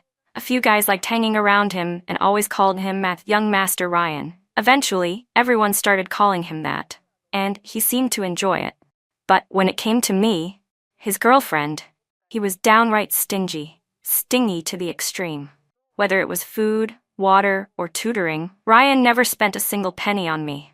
Back then, I thought it meant he saw me as one of his own, that real closeness didn't need formalities. I thought the way he treated me was different from how he treated everyone else, that it was something special just for me. Looking back now, I realized just how foolish I was. Ryan looked stunned at my words. "Hasn't it always been like this? What's gotten into you?" Exactly, this was how it had always been. Because I never complained, he took everything for granted. Then, perhaps remembering something, Ryan said coldly, "Is this because I turned you down last weekend when you asked me to hang out? You got mad over that?" "Emily, I've told you so many times already, we're still young. I can't let my parents know about you." I couldn't even be bothered to argue. I shoved past him and said firmly, "We're done. Don't contact me again." I walked off quickly, leaving him behind with a thoughtful look on his face. Thanks to memories from my past life, even though I couldn't recall the exact questions from the college entrance exam, I had a good idea of the topics that were likely to be tested. I wrote them all down in a notebook, planning to tackle them one by one. What I didn't expect was that Ryan Carter wasn't going to be that easy to shake off. Or maybe, he wouldn't be satisfied until he dragged me back into the mud with him. Maybe that's just some twisted rich kid hobby. I didn't understand it, and I didn't want to. In this life, no one gets to interfere with my studies, absolutely no one. During our lunch break, Ryan swaggered into our class with a few of his usual followers. I had spent the whole morning absorbing knowledge like a sponge, and by noon my head was pounding. I rested with my head down for a bit. Ryan shooed away my deskmate and sat right next to me. We were in an advanced placement class. Most of the top students were buried in their books. No one was napping. A few classmates noticed the commotion and muttered irritably, "Seriously? Can't they stop already? Dating in class? This is too much. She doesn't want to study, fine, but we do, and now she's bringing her boyfriend into our classroom? I'm going to tell the academic director this afternoon. Emily should be moved to another class." Ryan acted like he didn't hear any of it and tapped me awake. Still groggy, I opened my eyes, and when I heard my classmates whispering, my face turned dark immediately. But I held back.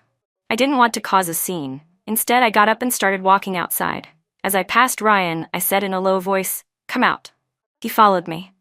Once we reached a quiet corner, I turned to him, my voice ice cold. "What exactly do you want, Ryan?"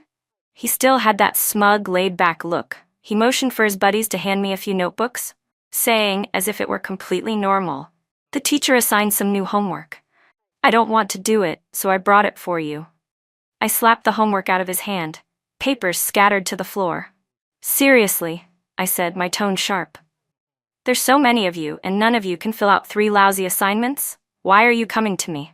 I told you, we broke up. I'm not bringing you water. I'm not doing your homework. Don't you get it? Ryan was stunned.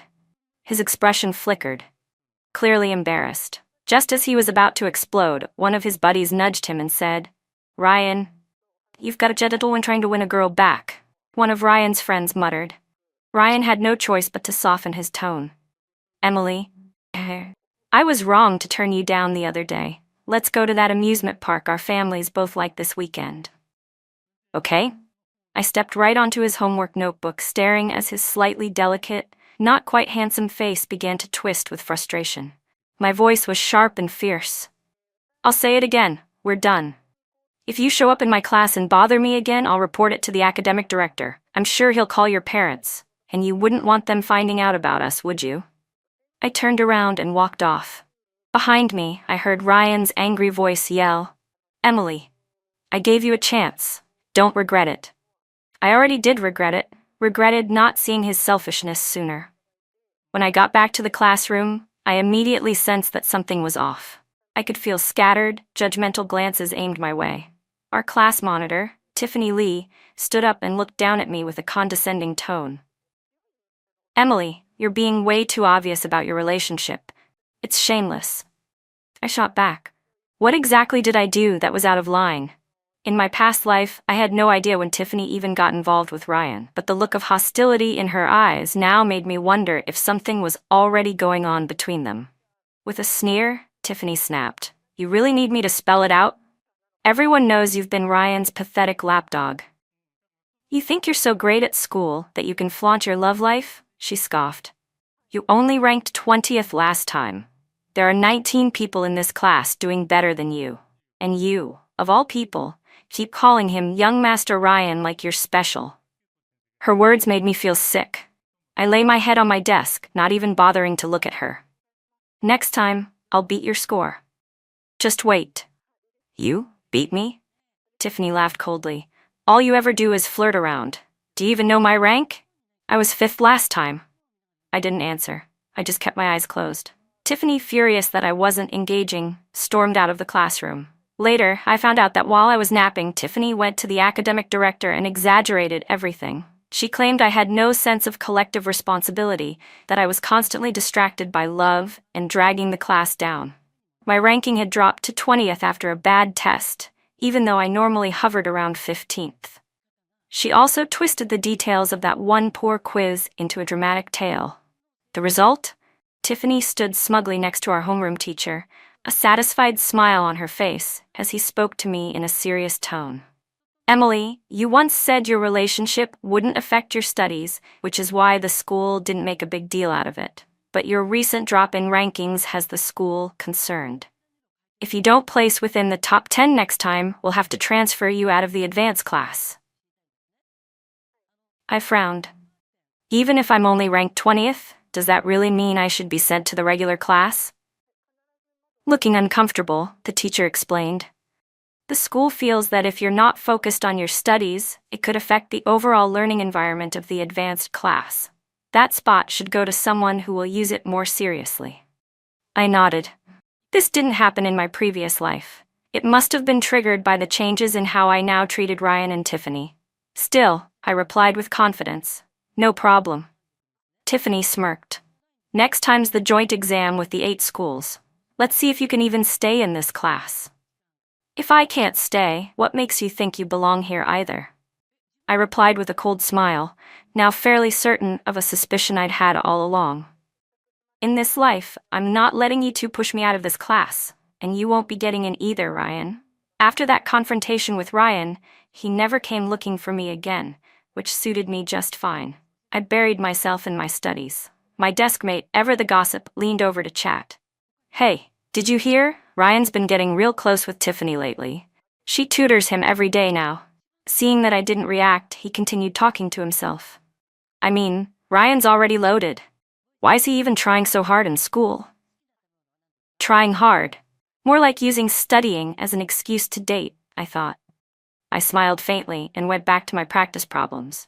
Nothing works better than grinding through questions. When my desk mate saw I truly didn't care about Ryan anymore, he wisely kept quiet. The next exam was the joint test between 8 schools. I hadn't done well on it in my past life, The questions were too difficult, and most students struggled. But this time, with the knowledge I carried from before, plus all the post-exam reviews I'd gone through, I felt more prepared than ever. If I wanted to make a splash, this would be the perfect chance. At lunch, I bumped into Ryan and Tiffany. Looking at them from an outsider's perspective, I had to admit, they probably did make a better match than me and him. Ryan's gentle demeanor and Tiffany's lively assertiveness were a perfect match. I kept my head down and quietly ate my lunch. But of course, Ryan and Tiffany had already spotted me, and clearly, they weren't planning to let me eat in peace. I watched them, all smiles and intimacy, walk straight toward me. I picked up my tray, ready to leave. The cafeteria was huge, with plenty of empty seats, but Tiffany raised her voice, a sharp edge in her tone. "Emily, why are you running away, feeling ashamed because you're about to be kicked out of the honors class?" That one sentence made me stop. Why should I run? If anyone should be ashamed, it's them. They had no idea how long I had unknowingly worn that crown of humiliation in my past life. Seeing me sit back down and eat in silence, Ryan leaned in with a grin. "I've got some inside info for you. The main test designer for this joint exam is Mr. Wong.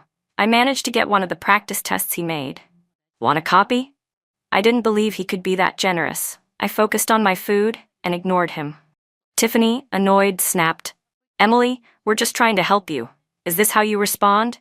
All you have to do is apologize to me in front of the whole class, and Ryan and I will make sure you stay in the honors class." I almost laughed. Apologize? For what? If she wants to date that jerk, go ahead, but don't parade it in front of me like she's won some grand prize. What? Is she upset that back when she was sneaking around with Ryan, she had to stay in the shadows? And now that they're official, she's desperate to flaunt it in my face? I remembered how I first met Ryan. It was a gloomy, rainy day. I was huddled under the library's eaves, holding my books and waiting for the rain to stop. Then Ryan appeared and handed me an umbrella. I didn't even know him at the time. Later, when I returned the umbrella to his classroom, his friends teased me so badly I ran off in embarrassment. That's when Ryan really noticed me. He started teasing me on purpose, making little moves here and there. Around me, he always played the superior role, aloof and unreachable. When he handed me that umbrella, he'd said, "Take it. I've got plenty." When his friends mocked me, he told them, "Don't say stuff like that," as if I'd ever like her. And yet, when I collapsed from low blood sugar, he was the one who carried me to the nurse's office. I remember asking him, "Why are you so nice to me?" He hesitated for a second, then smiled brightly and leaned in close to whisper, "Because I like you." But it was all a lie. He never liked me, he just enjoyed the thrill of seducing someone like me, watching me fall head over heels, then crash into the dirt. That was his game. But I'm done playing in his filth. Trash like him can go find someone equally rotten. I lifted my empty bowl and said coldly, "I don't need your test paper. Nothing's more valuable than the memory I have in my head. This time, I won't rely on your so-called kindness." Behind me, I heard Ryan's smug voice.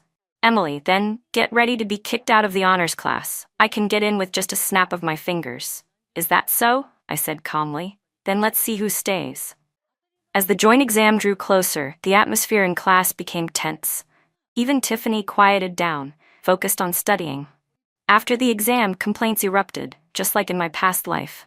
This test was way too hard. Tiffany, on the other hand, looked smug. I knew who the test author was in advance. I practiced a ton of his questions. I figured out his pattern. "Wow, you're amazing. How'd you even know that?" her friends gushed. While basking in their praise, Tiffany made sure to call out my name loudly. With a smug, challenging tone, she told the people around her, "I already talked to a few friends, and they all think they did great. I'm curious what kind of rank Emily's gonna get this time." "Wouldn't be surprised if she has to pack her things and leave," one of her friends added. I passed by the teacher's office just now. Our homeroom teacher was super mad. Only praised Tiffany. Tiffany covered her mouth with a light laugh, then glanced at me lazily. "I'll probably land in the top 5. As for some people, who knows if they'll even make it into the top 20. If not, well, their seat will be available." "Hey Tiffany, are you and Ryan dating now?" someone asked. "I think you and Ryan make a perfect pair. If Ryan joins our class, that'd be great. Better eye candy than Emily, that's for sure." Right after the comment, the homeroom teacher walked in with a tight expression. He slammed a thick stack of test papers on the desk and said sternly, "This joint exam was important, but our class didn't perform as well as expected.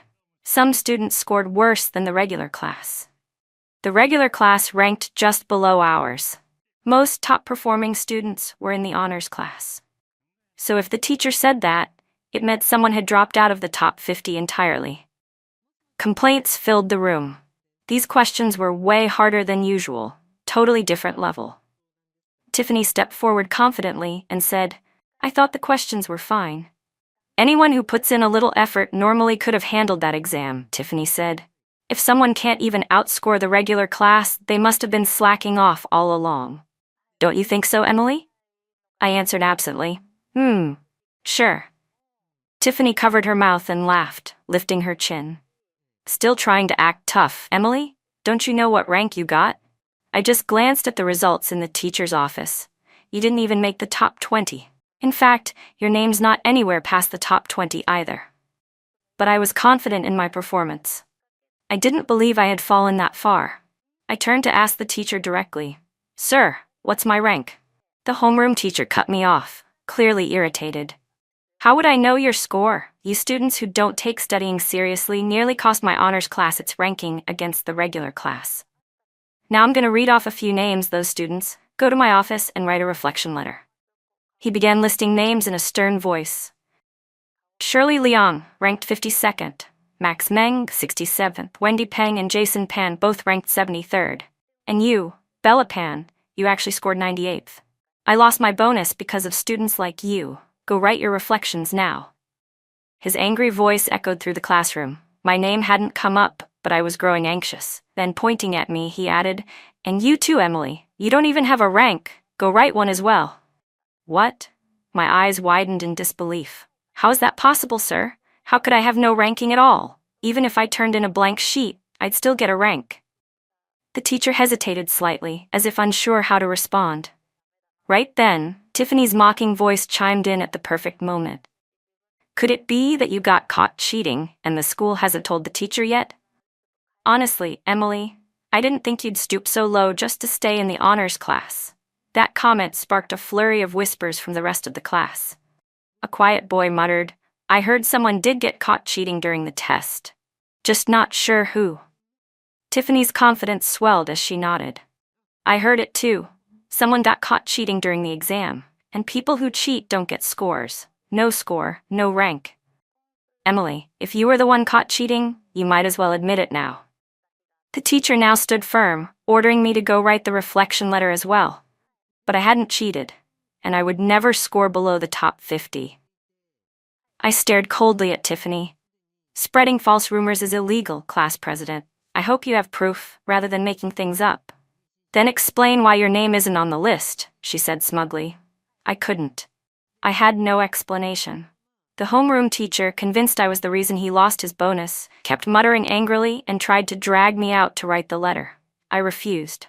If I left now, even if the truth came out later, the seed of doubt would already be planted in everyone's mind.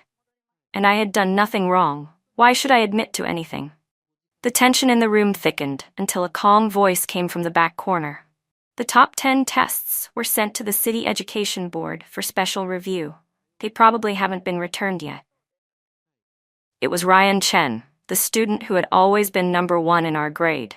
Tiffany quickly retorted, "You really think Emily could be in the city's top 10? Ryan shrugged casually and looked the teacher straight in the eye. "Sir, I'm guessing my name isn't on the list either?" The teacher paused, then admitted, "No, it's not. But everyone knows you're definitely in first place." "But Emily?" he said, raising an eyebrow.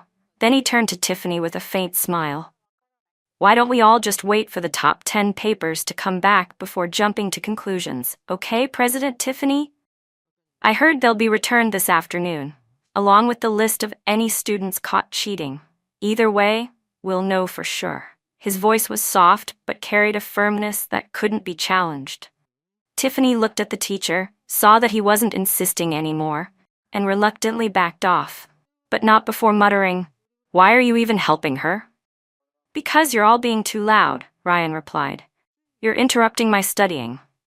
It sounded logical, but something about it unsettled Tiffany. Then again, Ryan was known for being obsessed with studying, a total academic nerd, so she let it go. Fine. Emily, if you're not going to admit to cheating now, just wait until this afternoon, then the whole school will know, she said. I couldn't even be bothered to respond. No matter what, the innocent don't need to prove anything. I didn't cheat, simple as that. There was no need for me to justify myself to anyone. That afternoon, the homeroom teacher called me, Ryan Chen, and another girl into the office. I was the first to return to class. As I was packing up my desk, Tiffany spotted me and shouted, "Look, everyone. Emily's being kicked out." Honestly, I had to admire her energy. Was she that insecure? She acted like stepping on me would instantly make her feel superior. My desk mate looked visibly upset and even wanted to defend me, but I stopped him. He still had to stay in this class. There was no point in getting on Tiffany's bad side for someone like me who was supposedly leaving. He asked me quietly, "Are you really leaving because you cheated?" I smiled and glanced at Tiffany, who was practically glowing with excitement. She won't be smiling for long. Sure enough, when Ryan Chen and the others came back and brought news with them, "What, third place?" Tiffany gasped. Her eyes darted to my already packed desk, stunned. If she placed third in the grade, why is she leaving? After all, even with all her pre-study using that test creator's materials, Tiffany had only managed to place fifth, and that was still far behind the top 3. Her citywide rank barely cracked the top 30. "Because I'm transferring to Class 1, I said casually, slinging my bag over my shoulder and walking out with ease. I never really cared that much about staying in the honors class. Thanks to the memories from my past life, I knew exactly where my academic weaknesses were and how to overcome them. Whether I was in the honors class or a regular one, didn't matter to me. Besides, Ryan Carter had just transferred into the honors class, and with him and Tiffany together now, that class was practically toxic. No thanks. At this point, my environment had little influence on me. I knew the only thing that could rewrite my fate from the last life was me. Honestly, in both my past and present lives, I barely remembered anything about the regular class. When we entered high school, students were split into the honors and regular classes based on our entrance scores. What surprised me was that the learning atmosphere in the regular class was much better than I'd expected. Thinking about it, it made sense. Once placements were set in grade 10, there was rarely any movement afterward. So these students, who started a step behind, were often more driven to catch up. My new desk mate was a quiet girl who looked very studious. The moment I sat down, I saw her reviewing the questions from the last joint exam. Her solving steps were a bit convoluted, so I kindly pointed out, "You can skip these 2 steps and just shift this part here." She suddenly looked up at me, her bright eyes sparkling. "Thank you. What's your name from the last exam?" "Third." "First and second are in the honors class. They barely talk to anyone, always buried in their books. You're my biggest competition, huh?" she said, clearly impressed. Honestly, talent plays a big part in studying, not just hard work. I thought of Ryan Chen. In terms of raw intelligence, I knew I wasn't quite on his level. The girl looked thrilled. "Wow, I can't believe I get to sit next to the third-ranked student in our grade. You have to help me out with questions. Okay? Please." I agreed with a smile. From that day on, life in the regular class became busy. Word got around that I had voluntarily transferred from the honors class, and soon many classmates came to me for help, especially with questions from the joint exam. Apparently, that paper was said to be the closest thing to the real college entrance exam. Inwardly, I couldn't help but roll my eyes. Honestly, the actual college exam questions were just a bit easier than this set. While I was thriving in the regular class, I still occasionally heard gossip from the honors class.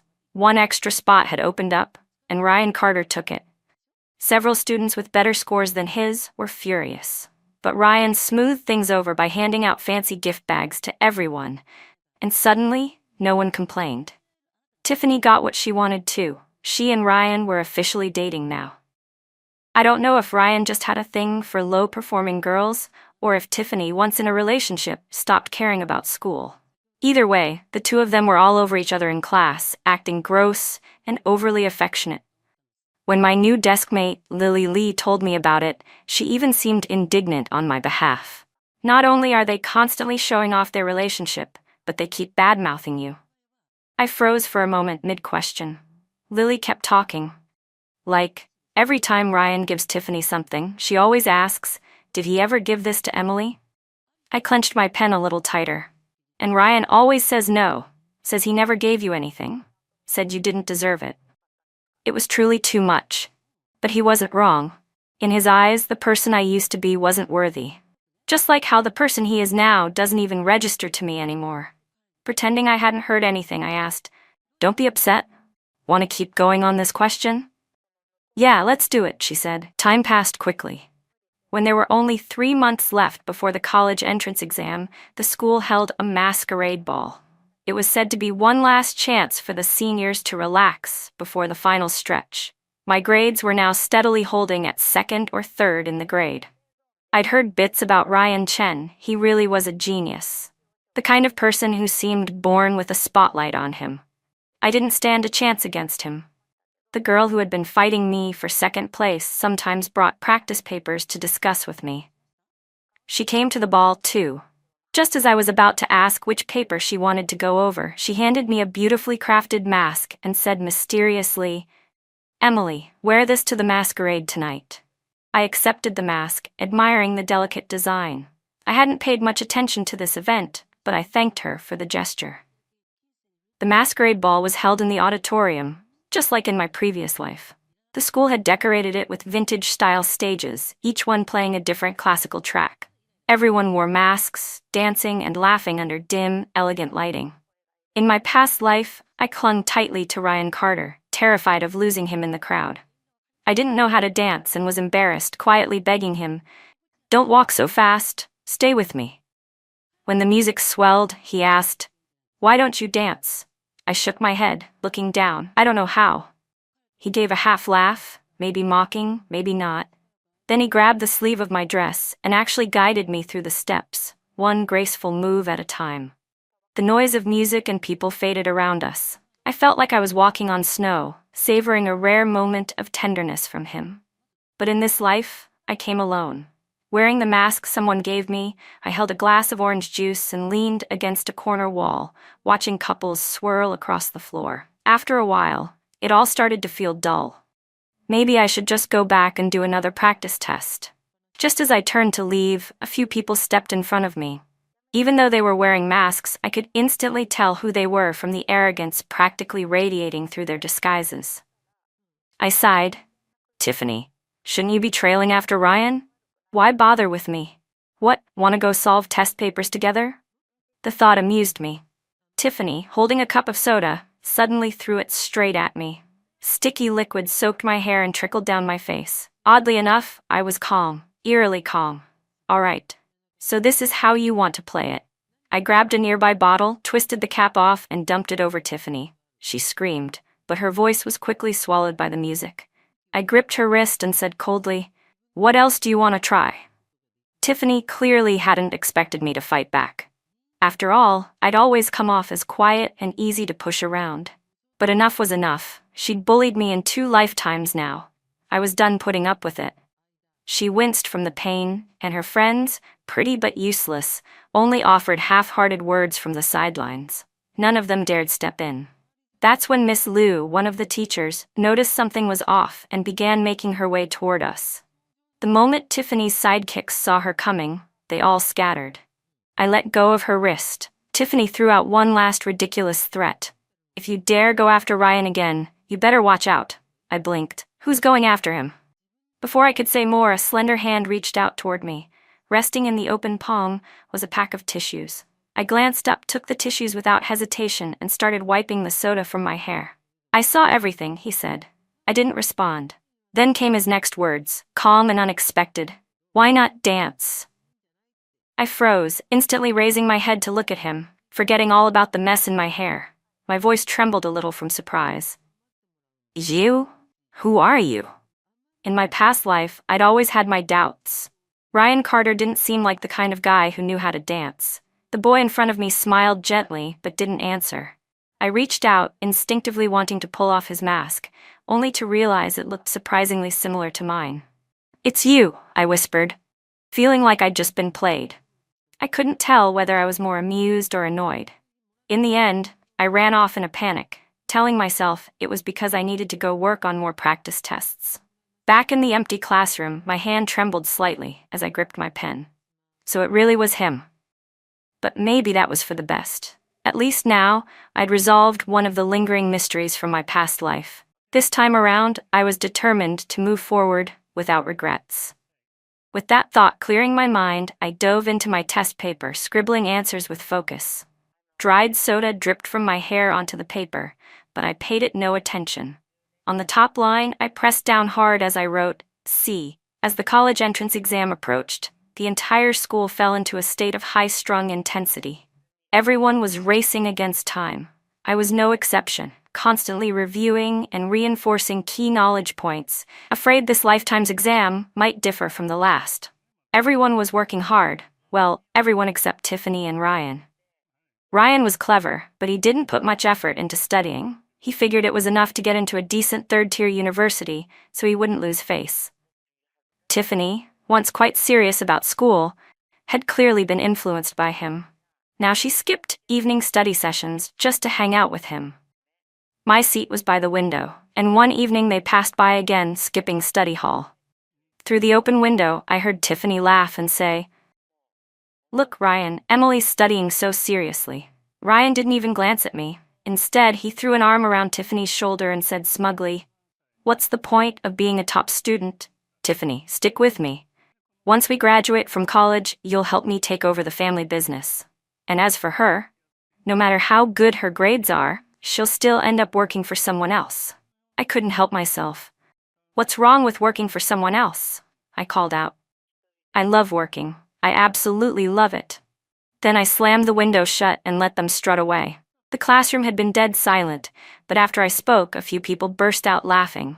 Soon, the whole class joined in. "Yeah, what's wrong with working for someone else? Just because someone owns a business doesn't make them better than the rest of us. Besides, I wasn't aiming for just any job. I was going to Tsinghua University." I calmed myself and refocused, burying my head in my notes. No more distractions. When I finally walked out of the college entrance exam hall, it felt like a huge weight had been lifted off my shoulders. For the past 6 months since being reborn, I had lived and breathed for this moment. When my acceptance letter arrived, I also received an invitation to a regular class reunion. As I stood at the door of the KTV suite, a drunk guy blocked my way. I looked up. It was Ryan Carter. Turns out the honors class had booked the room next door. I frowned. "What do you want, Ryan?" Leaning on alcohol, he asked me, "How many points did you get? What school are you going to?" He and Tiffany had clearly let themselves go before the exam. I doubted they'd been paying much attention to anyone else's scores. Without a word, I pulled the still warm acceptance letter from my pocket. The bold letters, Tsinghua University, made his drunken haze dissipate instantly. You got into Tsinghua?" he asked bitterly. Before I could answer, Tiffany appeared, clearly looking for him. She propped him up and glared at me. "Ryan and I are going to the same university. You can go be jealous in your little corner." I looked at her seriously for once. "Tiffany, are you okay? You think I'd be jealous of someone going to a third-tier university while I'm headed to Tsinghua? You could have made it into a 2-11 school. And for what? You threw it all away for a guy like him. Was it worth it?" With that, I turned and walked into the regular class suite. That last line wasn't just for her, it was for the old me too. Was it worth it? Of course not. Inside, my classmates were sharing their scores with one another. When it was my turn, the reaction was unanimous. Cheers and congratulations. My deskmate Lily clapped and said, "Emily, you earned this." "I did," I said without hesitation. I'd clawed my way here through months and months of grinding and perseverance. Now that we'd graduated, everyone started loosening up, drinking like adults. I sipped a little myself, bitter at first, but with a sweet aftertaste. It was just like the short but painful past I'd left behind, and the hopeful future ahead of me. Then a girl walked in and sat beside me. I recognized her. It was the same girl who used to compete with me for second place.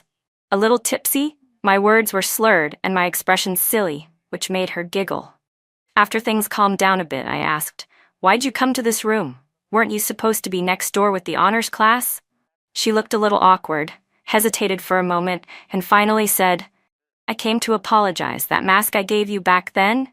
Ryan Chen told me to give it to you, but he made me promise not to tell you." So that was it. I shrugged and replied casually, "I already knew." "And I was also the one who told Tiffany about you and Ryan," she added. "I'm really sorry.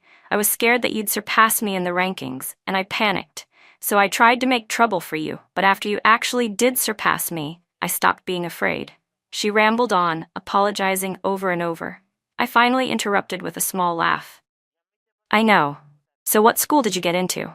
"I didn't do too well. I'm planning to retake the exam next year," she said, her eyes firm. "I want to get into Tsinghua." I thought for a moment, then gave her a thumbs up and said sincerely, "When you're afraid, face it head on. There's nothing a good test can't fix. And if one test isn't enough, take two. I'll be waiting for you at Tsinghua."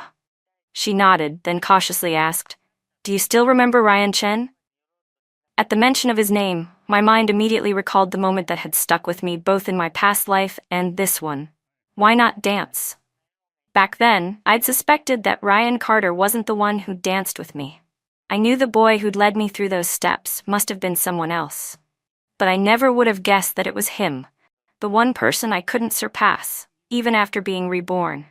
Ryan Chen had never made waves. He'd barely registered on anyone's radar, except during score announcements, when he would quietly stand, calmly collect his test, and return to his seat. "Of course I remember," I said. "Top of the class, right?" I picked up a glass and downed it in one go, trying to drown the strange thoughts in my mind, but the liquor hit hard, burning down my throat and making me cough. A delicate hand reached toward me, holding a glass of water. I looked up, stunned, and saw Ryan Chen smiling softly. "You should drink water," he said. I took the glass, flustered. "Thanks." The girl who had been sitting next to me took the cue and quietly walked away, leaving her seat open for Ryan. I found myself blurting the first question that came to mind. "Why?" Ryan seemed to understand exactly what I meant. "Because I was always watching from the sidelines. But I didn't want to distract you or myself. I knew if I slacked even a little, you'd catch up." He pulled out his acceptance letter. The words Tsinghua University gleamed across the top, exactly like mine. "I came to tell you," he added, handing it to me. Half joking, I asked, "You didn't get into Tsinghua because of me, did you?" But Ryan didn't catch the teasing in my tone. He answered seriously, "Of course not. Emily, the college entrance exam is one of the biggest decisions in life. I wouldn't joke about it. Tsinghua was my own goal, just like I hope your decision to go there was yours. Because your life, your most brilliant life, should be in your own hands." He paused. I didn't say anything before because I didn't want to disrupt either of us. But now, it's different. Now I want to pursue the person I like, at the university we both love. I hesitated, unsure of what to say. Then, catching sight of some candy in his pocket, I teased, "Wait, you eat candy?" He smirked. "Didn't notice before? Do you eat it when you get stuck on hard problems?" He pulled out the candy and handed it to me like it was the most natural thing in the world. "You have low blood sugar. I brought these for you. I'm not carrying you to the nurse's office again." My chest tightened for a second. So many emotions churned beneath the surface, and yet he said it so simply. "Well, excuse me," I muttered with a mock glare. "I don't get stuck on problems." Sure, he said, still wearing that maddeningly calm smile. Just like that, 4 years of college flew by. I had just secured a guaranteed spot in my university's graduate program when my phone rang. It was the old class representative from high school. "Emily," she said cheerily, "you were in our class for over 2 years. There's a reunion coming up. You've got to come." A hand reached over and clasped mine. A diamond sparkled from the engagement ring on my finger. "All right," I told her over the phone. "I'll come with Ryan Chen." I hung up quickly, ignoring her gasp of excitement. Then I looked up at Ryan's smiling eyes and muttered, "You better be the one to deal with all their questions. I'm not cut out for the drama." "Okay," he said simply. In hindsight, I should have known better. Ryan Chen barely spoke, but when he did, he could silence an entire room. At the reunion, everyone was obviously waiting for some drama, eyes darting between me and Ryan Chen. I smiled freely while Ryan paused, then said with absolute calm, "Yes. Emily and I are getting married." The room went dead silent for a moment until one guy finally broke it with a loud, "No way. No way. When did you two even start dating?" As the room burst into a frenzy of questions, Ryan answered them all patiently, one by one. He didn't seem the least bit flustered. That's when my old desk mate sighed and said, "I'm honestly surprised you and Ryan ended up together. There wasn't even a whisper about it back in high school. But with you and Ryan Carter, there was gossip everywhere, and look how that turned out." Good love, I thought, has never needed to be loud. I glanced over at Ryan, who was now calmly explaining how we'd gotten together, answering each curious classmate with this quiet pride, like a teenager showing off his first love. I couldn't help but smile. Then it suddenly hit me. Wait, almost everyone's here. Where's our class president? Time had passed, and the past felt far away. I'd only asked out of habit, not really expecting an answer, but my deskmate was all too happy to share the latest gossip. "They've broken up and gotten back together so many times I've lost count," he said excitedly. Every time Ryan Carter wanted to break up with her, Tiffany would remind him that she'd ruined her college prospects for him. She kept saying she scored so low just to be with him. After a while, he got fed up. He paused meaningfully. "You know how Ryan's family is, loaded. He's never been short on women throwing themselves at him." Just as he finished, the very people we were talking about appeared, Tiffany and Ryan Carter, walking in late. It felt like a flashback to high school. The second they entered, the whole room turned to look. Tiffany looked pregnant. She was glowing, smiling brightly as she greeted a few familiar girls. Ryan Carter's eyes, however, locked onto me immediately. He walked straight over and looked down at me with a self-important air. "Emily," he said, "you won. I regret everything." "Good," I replied without missing a beat. "You should regret it.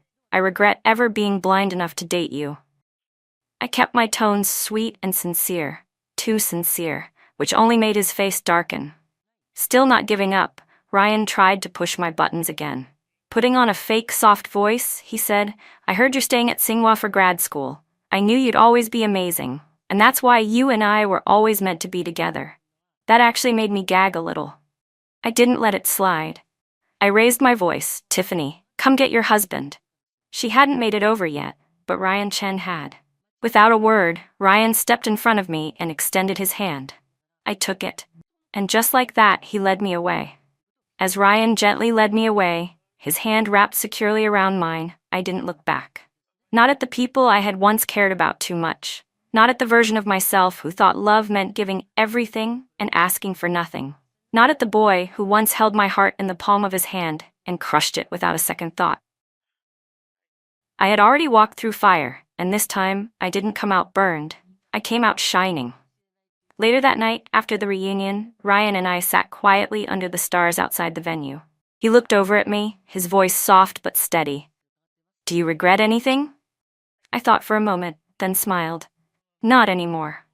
Because in this life, I chose myself first. I chased dreams instead of boys, answers instead of approval. And in the process, I found something even better. Someone who stood by me, not above me. Someone who didn't just love who I was, but believed in who I could be." That night, with the noise of the past finally behind me and the future stretched wide open before me, I realized. This time, I wasn't rewriting the ending. I was finally writing my own.